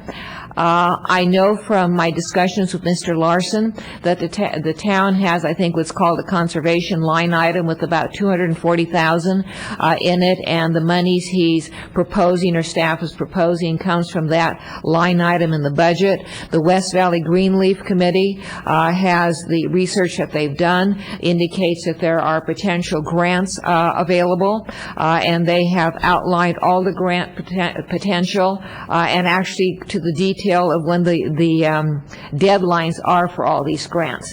They did not assume that the town would have the monies, and so they were looking for what the public could do. And so I encourage the council, the staff to work with this information because it is I think it is very, very valuable. Lastly, I want to follow on with what the Vice Mayor said. I think she and I may have a special interest since we were on the policy committee that worked on the donation policy, and I'm going to urge the staff to come up with something that's very much more specific and that has an amount with it, rather than have these general terms, so that if a person has $5 to donate to the town or $500 or $5,000, they can see exactly what they can donate their money to, and it could be very specific and laid out for them. So I would encourage staff to have more specificity in the donation list. And thank you, Mr. Mayor. Thank you, Councilman Spector. Councilmember Brzezinski. Thank you, Mr. Mayor. I'll save my accolades for the end. A couple of specific items I'd like staff to address. One is statement on the staff report, page 2, where it talks about health and safety priorities taking precedence over aesthetic concerns. And this is repeated a couple of other times in the report. I'd like to be able to have some definition of how staff sees both of those categories because I think that it's essential to us to make a clear differentiation, and then to kind of add another category, which would be somewhere in between, because not everything is health and safety. And when you think aesthetics, I think of things like, the lawn at Rankin Auto Park, is it being watered? Is that an aesthetic issue, or is that an actual maintenance of resource component? And so if you wouldn't mind, just make some comments about that. Please. I will ask Director of Parks and Public Works, Todd Capurso, to respond. All right. Thank you very much for the question. I think a lot of that does stem from the way we provide maintenance services in PPW, and we've gone through kind of a categorization exercise about how we would prioritize services, and certainly in the staff report and how we put our proposals together, we've talked about the extreme cases. There are services we're going to provide that are most certainly health and safety, and that is along the lines of opening our restrooms and making sure that they're clean and safe for our park users. And then there are things that are a little more toward aesthetics that might have to do with the overall appearance of how a landscape median looks, which isn't to say that that isn't as important, but there's a time factor that differentiates these two services. So we do need to get the restrooms open and clean every day. If we see a tree limb down or a signal not functional, we're going to prioritize that a little bit higher than having to do cleanup work at a landscape median. To talk about kind of the in-between category that I think you mentioned, the condition of turf. We do have an in-between category, and it really kind of falls into, I guess you could broadly call it the protection or preservations of our town assets and our town investments.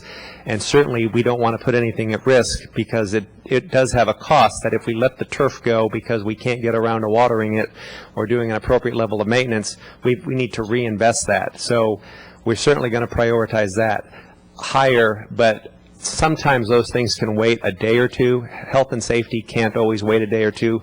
Health and safety is the one type of task that in some cases you need to drop everything and react to, and sometimes aesthetics you can work your way through the city in a more systematic basis. This isn't to say that we won't get to that, but we're going to try to put a higher level of planning to how we provide our services. Thank you, Mr. Capurso. That's a very appropriate and appreciated answer.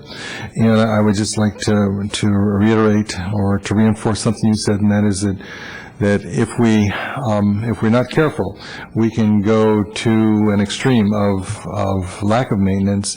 And as we look at our road system, if we look at our parks, if we look at our downtown, the reduction of maintenance can lead to a greater cost when we finally rebound. So the answer is quite appropriate, and I appreciate that. In that same context, if I might address this, then, Mr. Mayor, to Mr. Capurso, since he still has the mic. In the budget summary on page D147, there's talk of park maintenance and drastic cuts in services that we potentially would see. And on page D153, there's the question of signal, signage, and street maintenance, and kind of reduction of our orientation to maintain the signal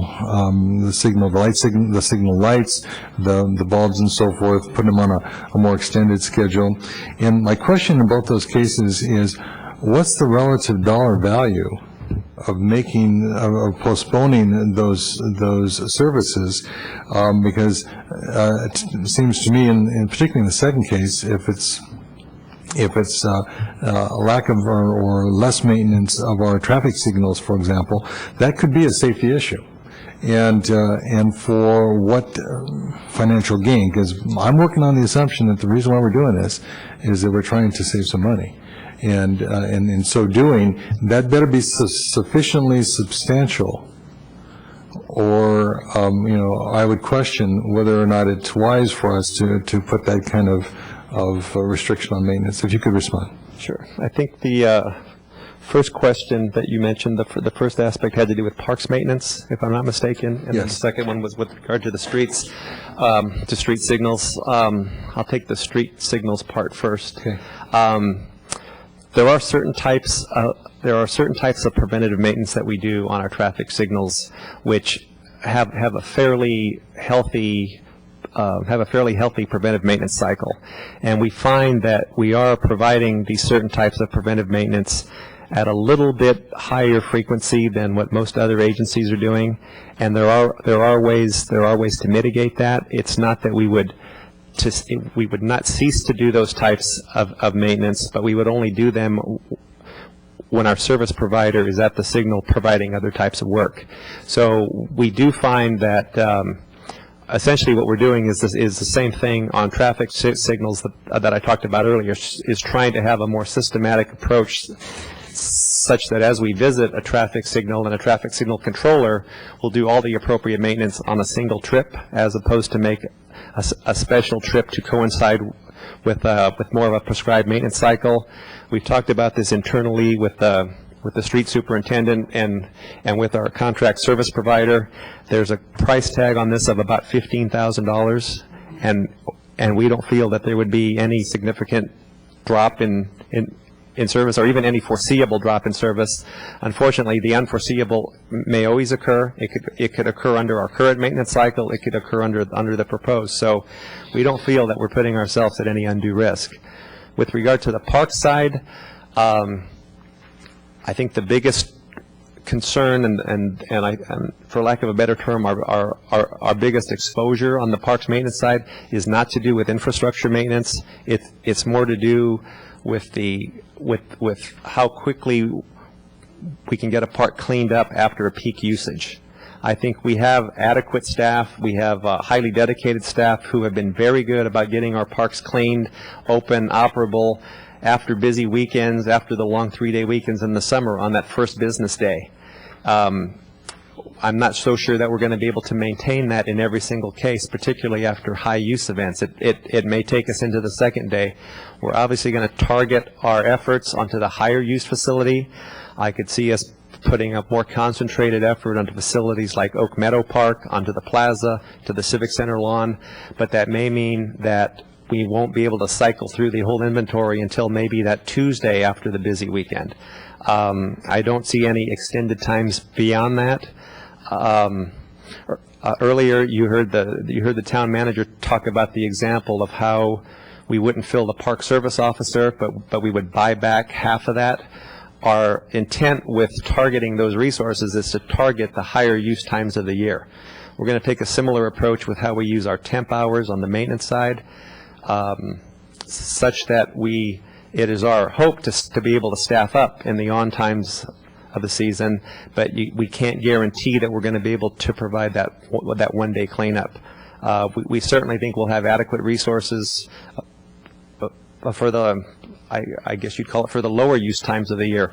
What compounds the problem in the summertime for parks is not just that our weekends are higher use periods, but our weekday usage in parks just about triples, because the kids are out of school, so what you see is a lot more trips in parks Monday through Friday, which you don't see during the other times of year. Thank you, Mr. Purcell. The dollar savings is the maintenance worker position that was the manager's highest priority recommended add last year. That was never filled due to the economic crisis and hiring freeze, and that's costed out at $113,000. Okay, if I could then use that number, you're saying, Mr. Manager, that at $113K, with the accommodations that Mr. Capurso is talking about, that we're able to, with some postponement of services, maintenance services specifically, that's the benefit to the community, is $113K. That's where you see it in the budget document. Maybe Todd might want to elaborate. Because it seems like an extreme dollar amount that's specific to a one-day wait on cleaning up a park. our intent with that new maintenance worker, it was once upon a time a new maintenance worker position, was to reinstate how we would use the weekend work program. And so what I've described earlier is the impact that it would have on the park side. There would be a similar impact on the street side in how we would clean up some of our embankments, like along Pollard Road and along Highway 9 and some of our median islands, not on the main thoroughfares like Moore Avenue. And actually, it also plays into what I said earlier, which would be how fast we'd be able to respond to the more aesthetic type issues. We've been really good about providing an almost immediate response to just about every issue that comes our way once it's been identified to us. And that's where I think that 113 isn't necessarily just that Parks is going to see an extended time before it's fully cleaned up, but it applies to the entire inventory, to how fast we can get to all those types of issues across streets, across facilities, across parks. So that's really the combined value of that reduction. Okay, thank you. And just a couple more comments, Mr. Manager and Mr. Mayor. It's very significant to me that we maintain our PCI at 74. That's, to me, that's non-negotiable.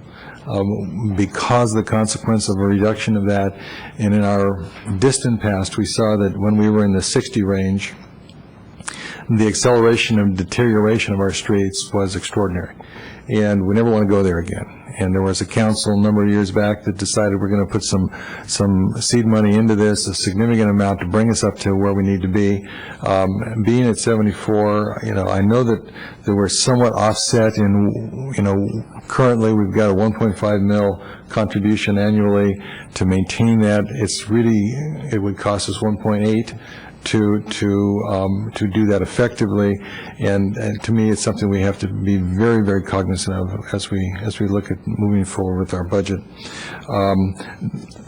I'll just make one more comment, and that is that I do feel that the sustainability coordinator position, as proposed, it's not the right time or right place. I think that since we're asking our employees to sacrifice as much as we're asking to create a new position, even though it's indicated as part-time and temporary, we need to find internal to our organization a methodology wherein we can accomplish the same things that would be proposed for that position. And I think that when we talk about item 7 a little later on, we may find where that position is, because there is an awful lot of funding being provided for the general plan update and the consultant who's doing that update process. And I for one feel that probably it's embedded in there someplace, and so I would not be interested in supporting that, at least at this time. And so finally, everyone's making sacrifice, and I think that's the extraordinary thing about our staff and our community.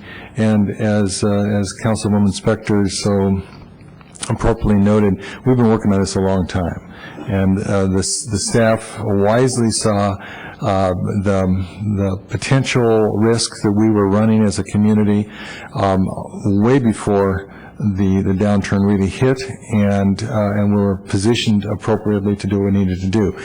But it obviously has not been without sacrifice, and it's gone right through the organization. Everybody is contributing to this community in various ways, and it's hurting some people very significantly, but at the same time, there's this spirit of community that I continue to hear from staff that says that we're all part of this thing. This is our community. We want to make this work. And I'll tell you, as a member of council who spends a lot of time within the region, speaking with other council members and mayors and other members of staff, we are absolutely in, I think, the best place ever. There are so many other councils, I'm sure, at this particular moment in time who are struggling to find how they're going to survive because they weren't ready. And so cutbacks in actual staff, not staff positions, but staff, have been hitting some communities extremely hard, and we, for our part, I think we're well positioned, and that is due to the professionalism of our management and staff, and the insight and the willingness to to be conservative in our financial planning by the council. And so I feel very proud to be sitting here tonight and taking a look at this budget, hearing how we're approaching our financial future, knowing very well that we're going to do well, very well, over the next several years. Thank you. Councilmember Rice. Thank you, Mr. Mayor. I guess I'll do this in a little bit of a reverse order since I'm going to follow up on something Councilmember Brzezinski mentioned with the PCI. One of the things I noticed in the capital improvement budget has to do with the Almond Grove area and doing a test of how best to resurface those streets. But there's nothing in the 5-year program to actually get anything done. And so since those are some of the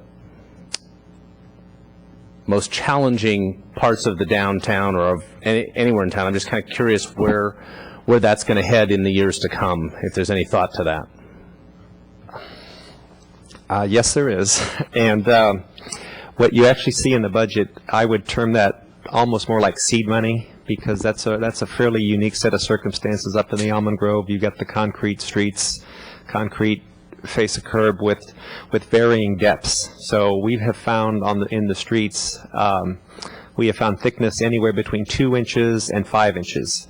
So in some instances, if you have a pretty sustainable depth that's uniform across the pavement, there are some treatments that we may have a chance of success with.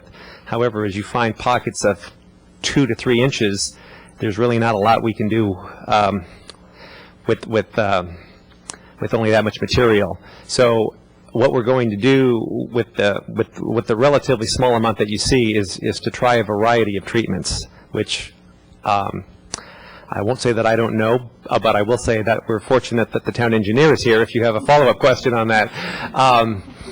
But what we would do is once we find a type of treatment that works, we do have our regular ongoing pots of money in the capital budget. We've got pavement money, we've got street money, we've got curb and gutter money. So as we find treatments that would be successful and would be applicable, we would have to treat those blocks and those rows of streets as the same as we would the rest of the inventory.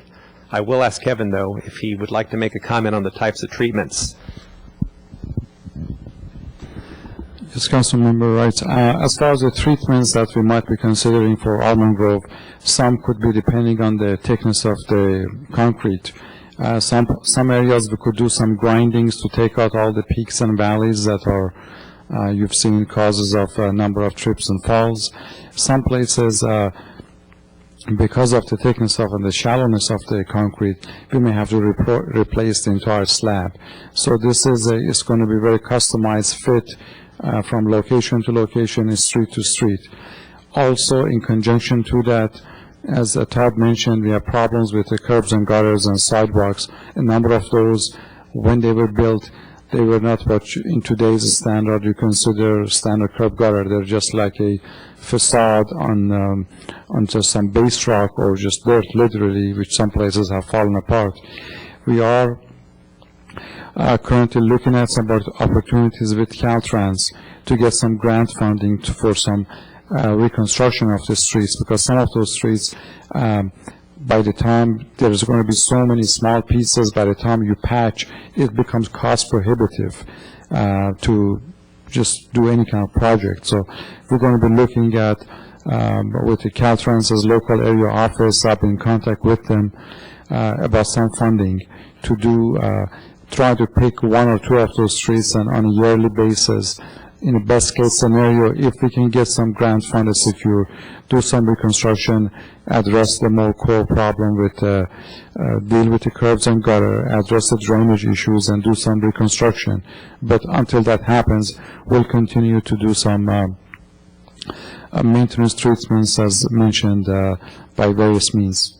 And we have done, as a part of last year's project, we just haven't had capacity to pursue that further. We did some coring to determine what is the depth of the concrete on those streets, and as Todd mentioned, they were anywhere from 2 to 5 inches at various conditions. Thank you, Mr. Rouhani, and I think Mr. Conway has a comment for you too, Mr. Rice. Thank you, Councilmember Rice.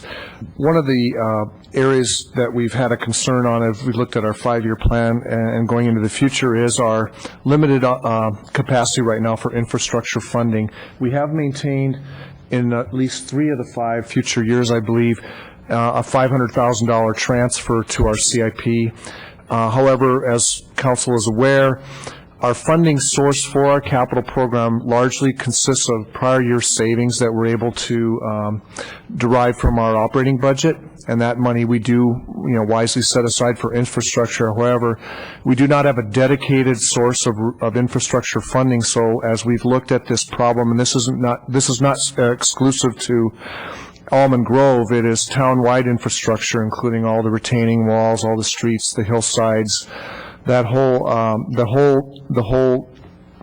whole shooting match mix of projects that we have and all the needs that we have do require some funding, and we are still exploring certain options, which could include a townwide, as things we've explored in the past, or a townwide benefit assessment district that would be strictly limited to infrastructure, that would be only available for infrastructure capital improvements, something the community could consider.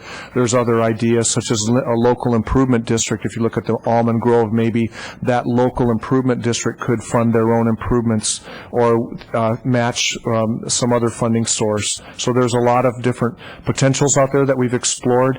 We have yet to find the one answer, but we continue to look at that because we know infrastructure, as Councilmember Brzezinski mentioned earlier, is very important, and a funding source, of course, is very important, and we are doing our best to try to secure as much funding as we can for those needs. We realize that is a priority. So is it safe to say, based on what Director Capurso said about the ongoing streets budgets and such, that just because something doesn't appear in the next 5 years here doesn't mean that nothing is going to happen? Is that correct? What we propose in our 5-year CIP is, except for the library project, which is going to be using future bond proceeds, that's the one project where every other project that you see in our CIP has cash in the bank ready to go for all 5 years. When we say our 5-year CIP is funded, there is actual cash behind each of those 5-year plans. If there's a new project, we would either find a new funding source, so I think the answer I would give you is no, it's not set in stone. If 2 years from now we had a good source of funding for Almond Grove, we could certainly adopt a revised CIP that would include that project with its own funding source, or reprioritize another project. So we look at this annually and make adjustments as we go, as circumstances change. Okay, thank you. If I may continue? Oh, please.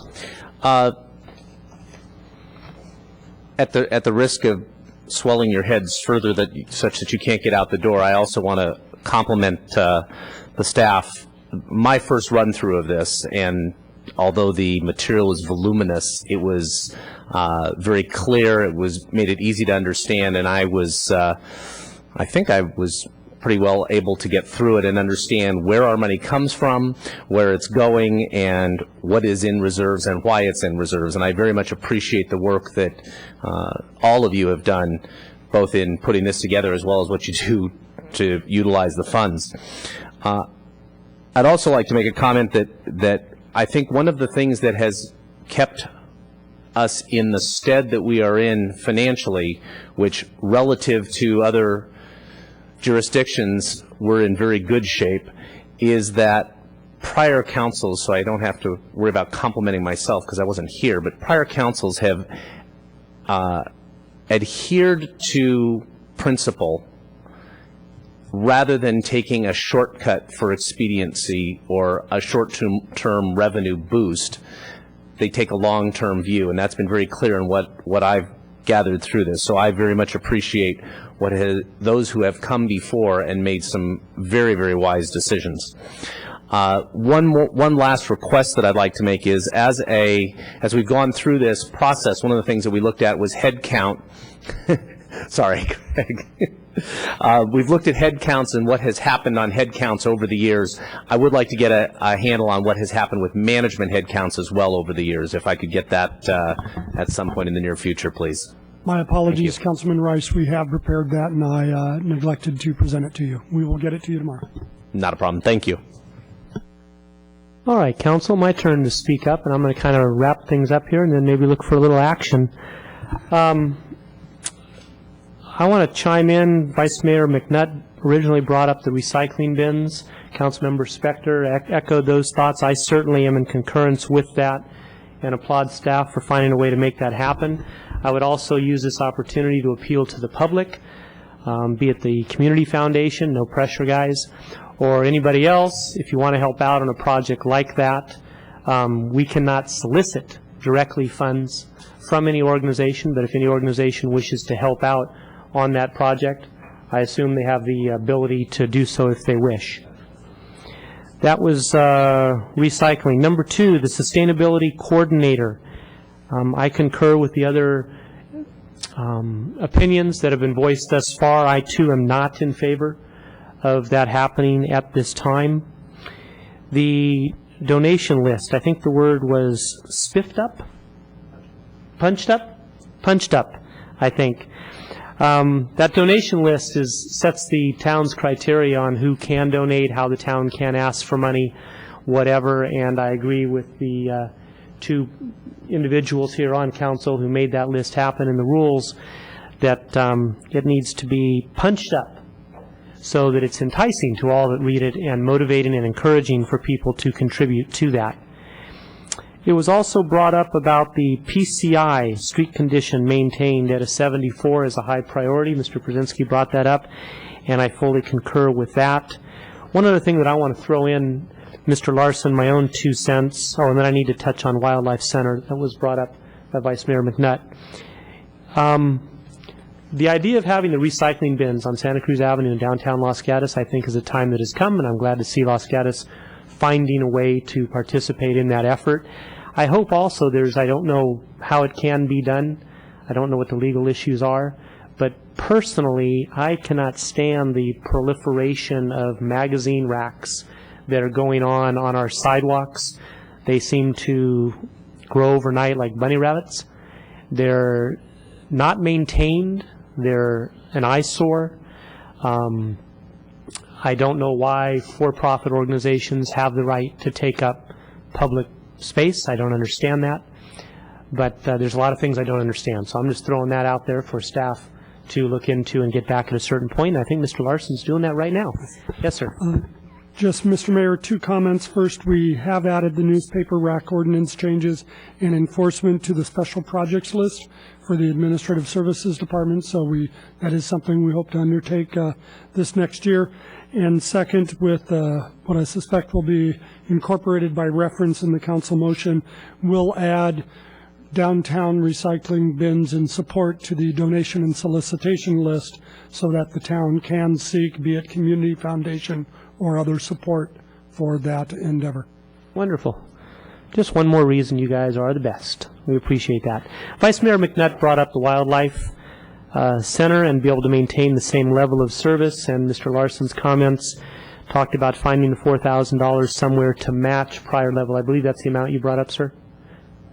That would be a $500 reduction from prior levels, but we've reduced most of our nonprofit funding by a like amount. Okay. Well, I certainly concur with the Vice Mayor's interest in doing that, along with what you added, which was requiring the address ID of the people using those facilities and services. I think that's important. So, Council, I think we've heard from everyone, unless somebody else wants to add on something that you didn't have prior. And I believe I touched on something that there was at least a couple of people interested in making happen. So I'll look to Council for a motion, if no further discussion. If seeing no motion, I'll make a motion. Somebody going to... The appropriate motion at this time, if I may suggest, would be to direct preparation of the budget resolution for subsequent presentation to the council with the changes as discussed and by consensus from the council. And you said that in a motion form? I can't. I know. No. I'm saying I know you can't make the motion. I'm saying you're suggesting that we put in a motion form rather than consensus. Or move staff recommendation would be another way to do it. Sure. Okay. Mr. Brzezinski. I was going to say, I move whatever he said, but we'll say, we'll move the staff recommendation. Thank you. We have a motion made. We have a motion seconded. Any discussion?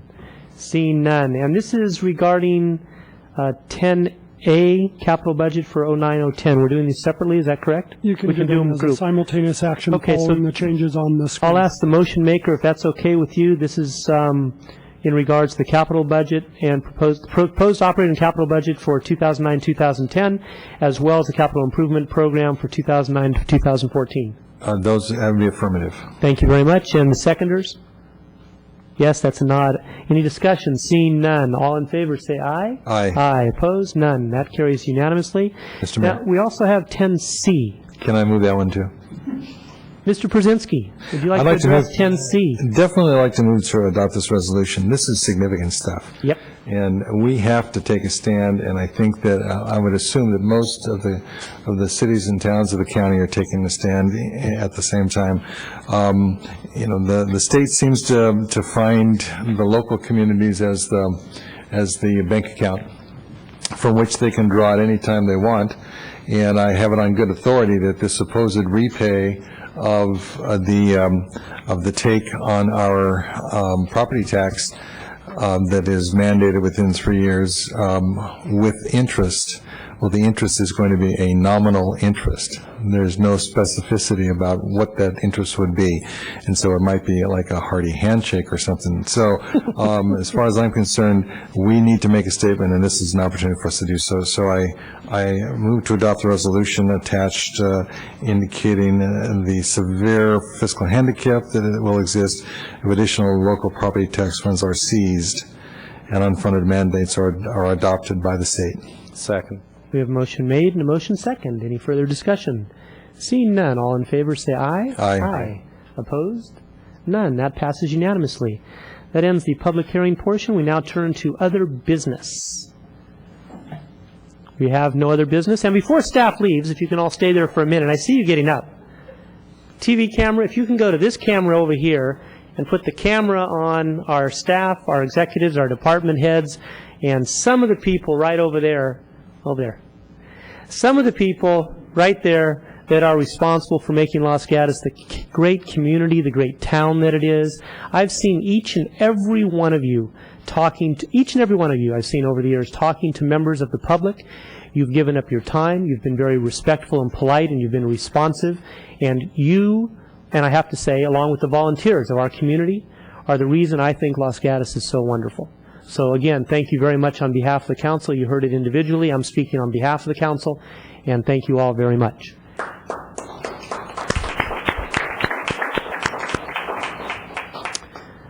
Okay, and other business, there was none. Oh, we do have 3 polled consent items. Councilmember Spector, you polled item number 7. Thank you. Yes, I did. I had some issues with regard to this agenda item, and I thought it would be helpful to me if we were able to discuss them. Last August, it is true that this council discussed the North 40, and I looked over our minutes from that meeting, and in fact looked at the video of the meeting itself. And it was clear to me that we wanted some changes in the the North 40 plan, the North 40 specific plan, but we used things like, well, it's 95% done or 99% done. It just needs to be tweaked a little bit. And so this was the sense of the motion, of the consideration by the council. We discussed the fact that everybody was, no charrettes, no more charrettes. We've had enough of those in the past.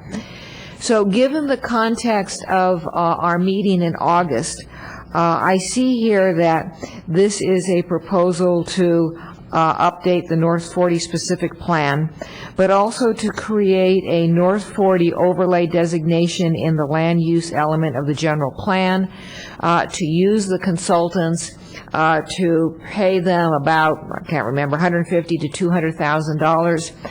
And I'm concerned about that because, one, it seems like a much more expansive undertaking than the one that we discussed as a council back in August when we were discussing the North 40, in terms of the scope of the job and the monies being expended.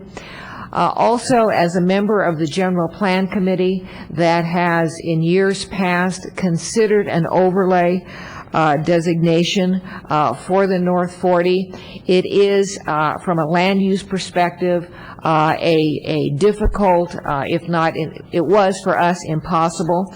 And the reason for that is the North 40 has all different kinds of zoning, all different kinds of land use designations, all different owners. It has uses, some of which are going to go away, maybe, some of which are not. And so, whereas if you have one owner and you put a master plan, that's one thing. But to put an overlay designation of uses on property with that many variables, we as a general plan committee were not able to put our arms around. I understand that now we propose to have experts help us, but we had some mighty bright people with a lot of land use experience who were very challenged by that perspective.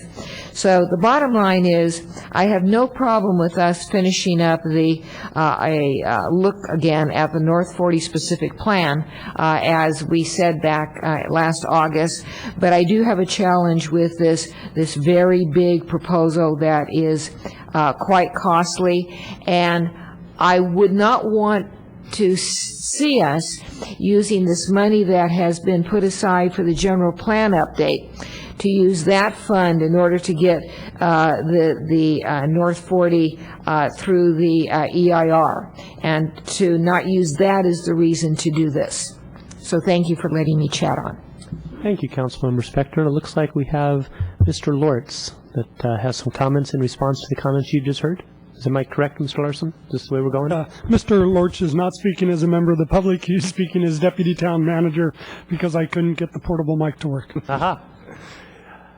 Thank you for the opportunity to respond. Actually, we did send out a proposal to DC&E, the consultants that are preparing the general plan update, to do just what Councilmember Spector mentioned, a specific plan tweaking. And with that comes a separate environmental document. The total cost of that process is about $243,000.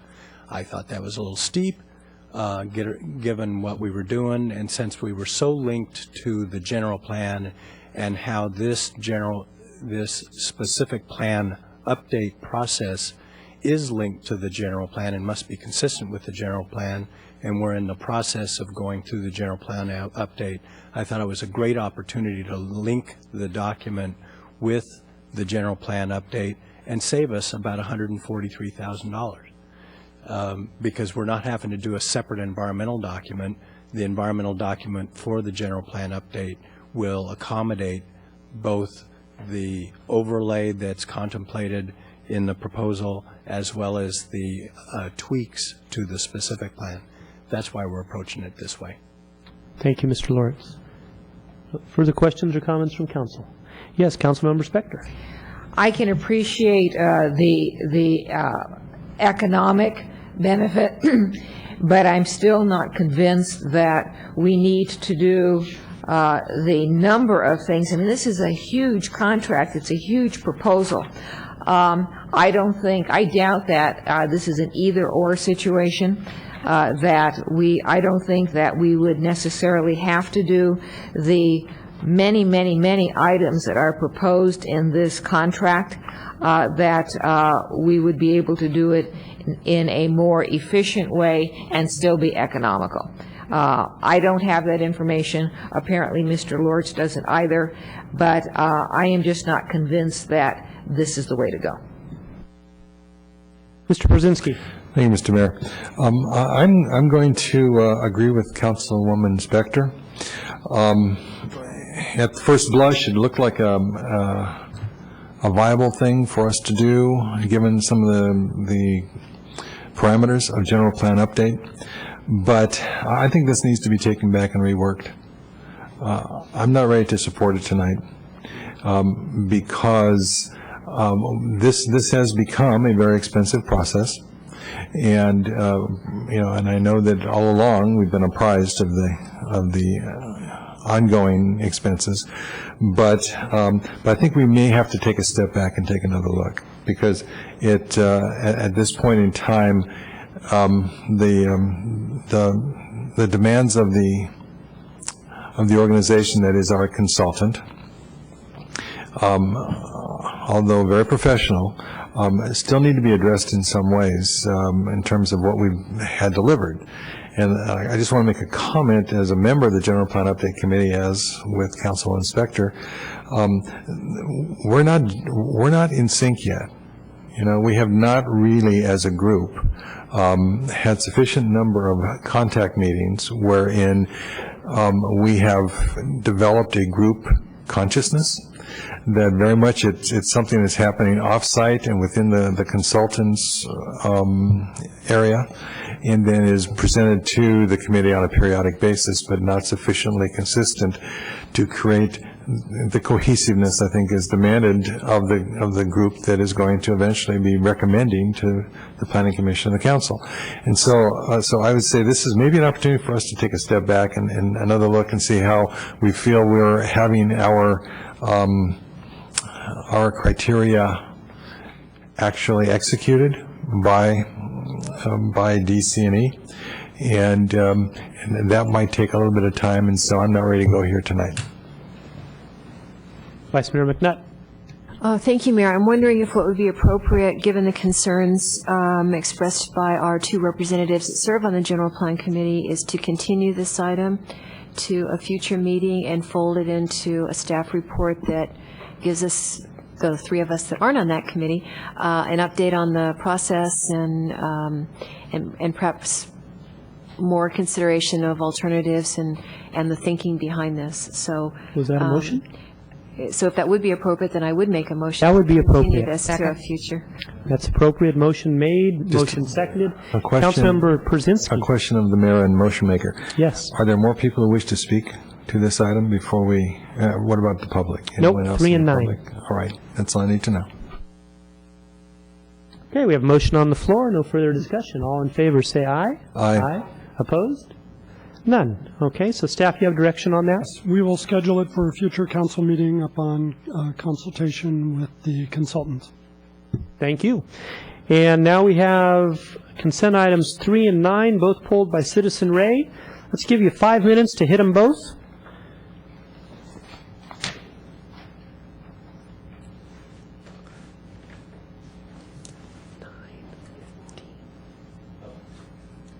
Well, that's better than half. Oh, what price democracy. Woo! Yes. First off, I wanted to comment on the investment report, okay? And as I've already spoken to that issue. We're up to 81 million now. Fantastic, okay? And as a subsequent item on investment, we're operating now, as I understand, with a 17 million discretionary fund. 17.2 million. It grew by 0.2 million this last year.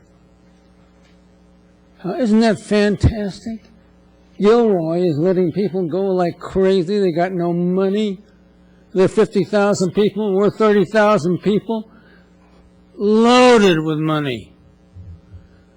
And along that vein, I want to go on public record with a public safety matter that has been ignored for many years here in Los Gatos. And that is the first crosswalk coming down from Walgren Drug on North Santa Cruz, okay?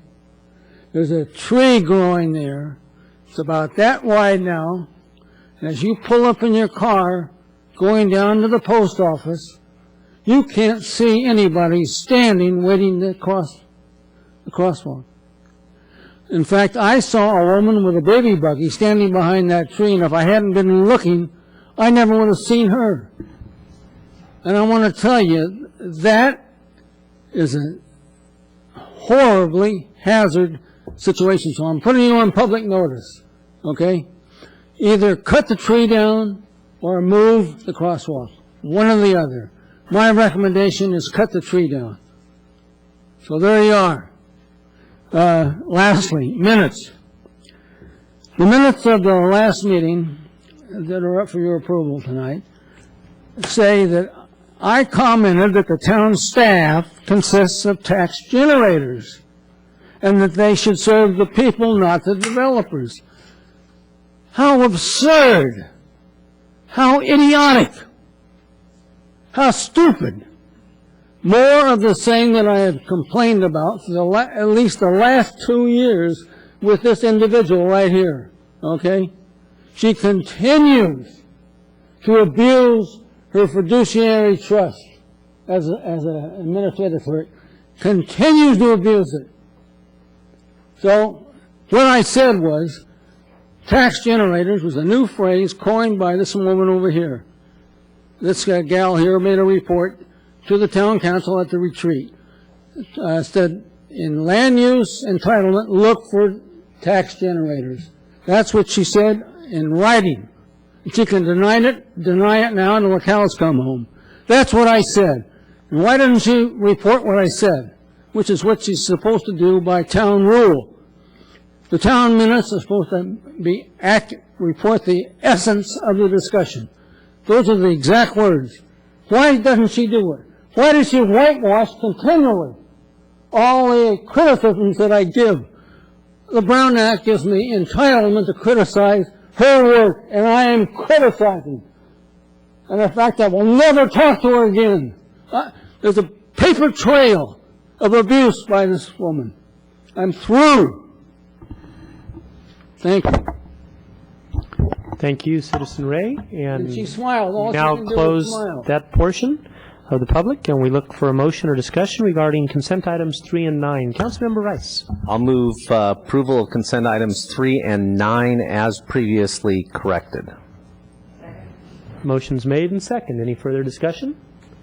Seeing none, I'll call for the question. All in favor, say aye. Aye. Aye. Opposed? None. That does it, and the adjournment, 9/11.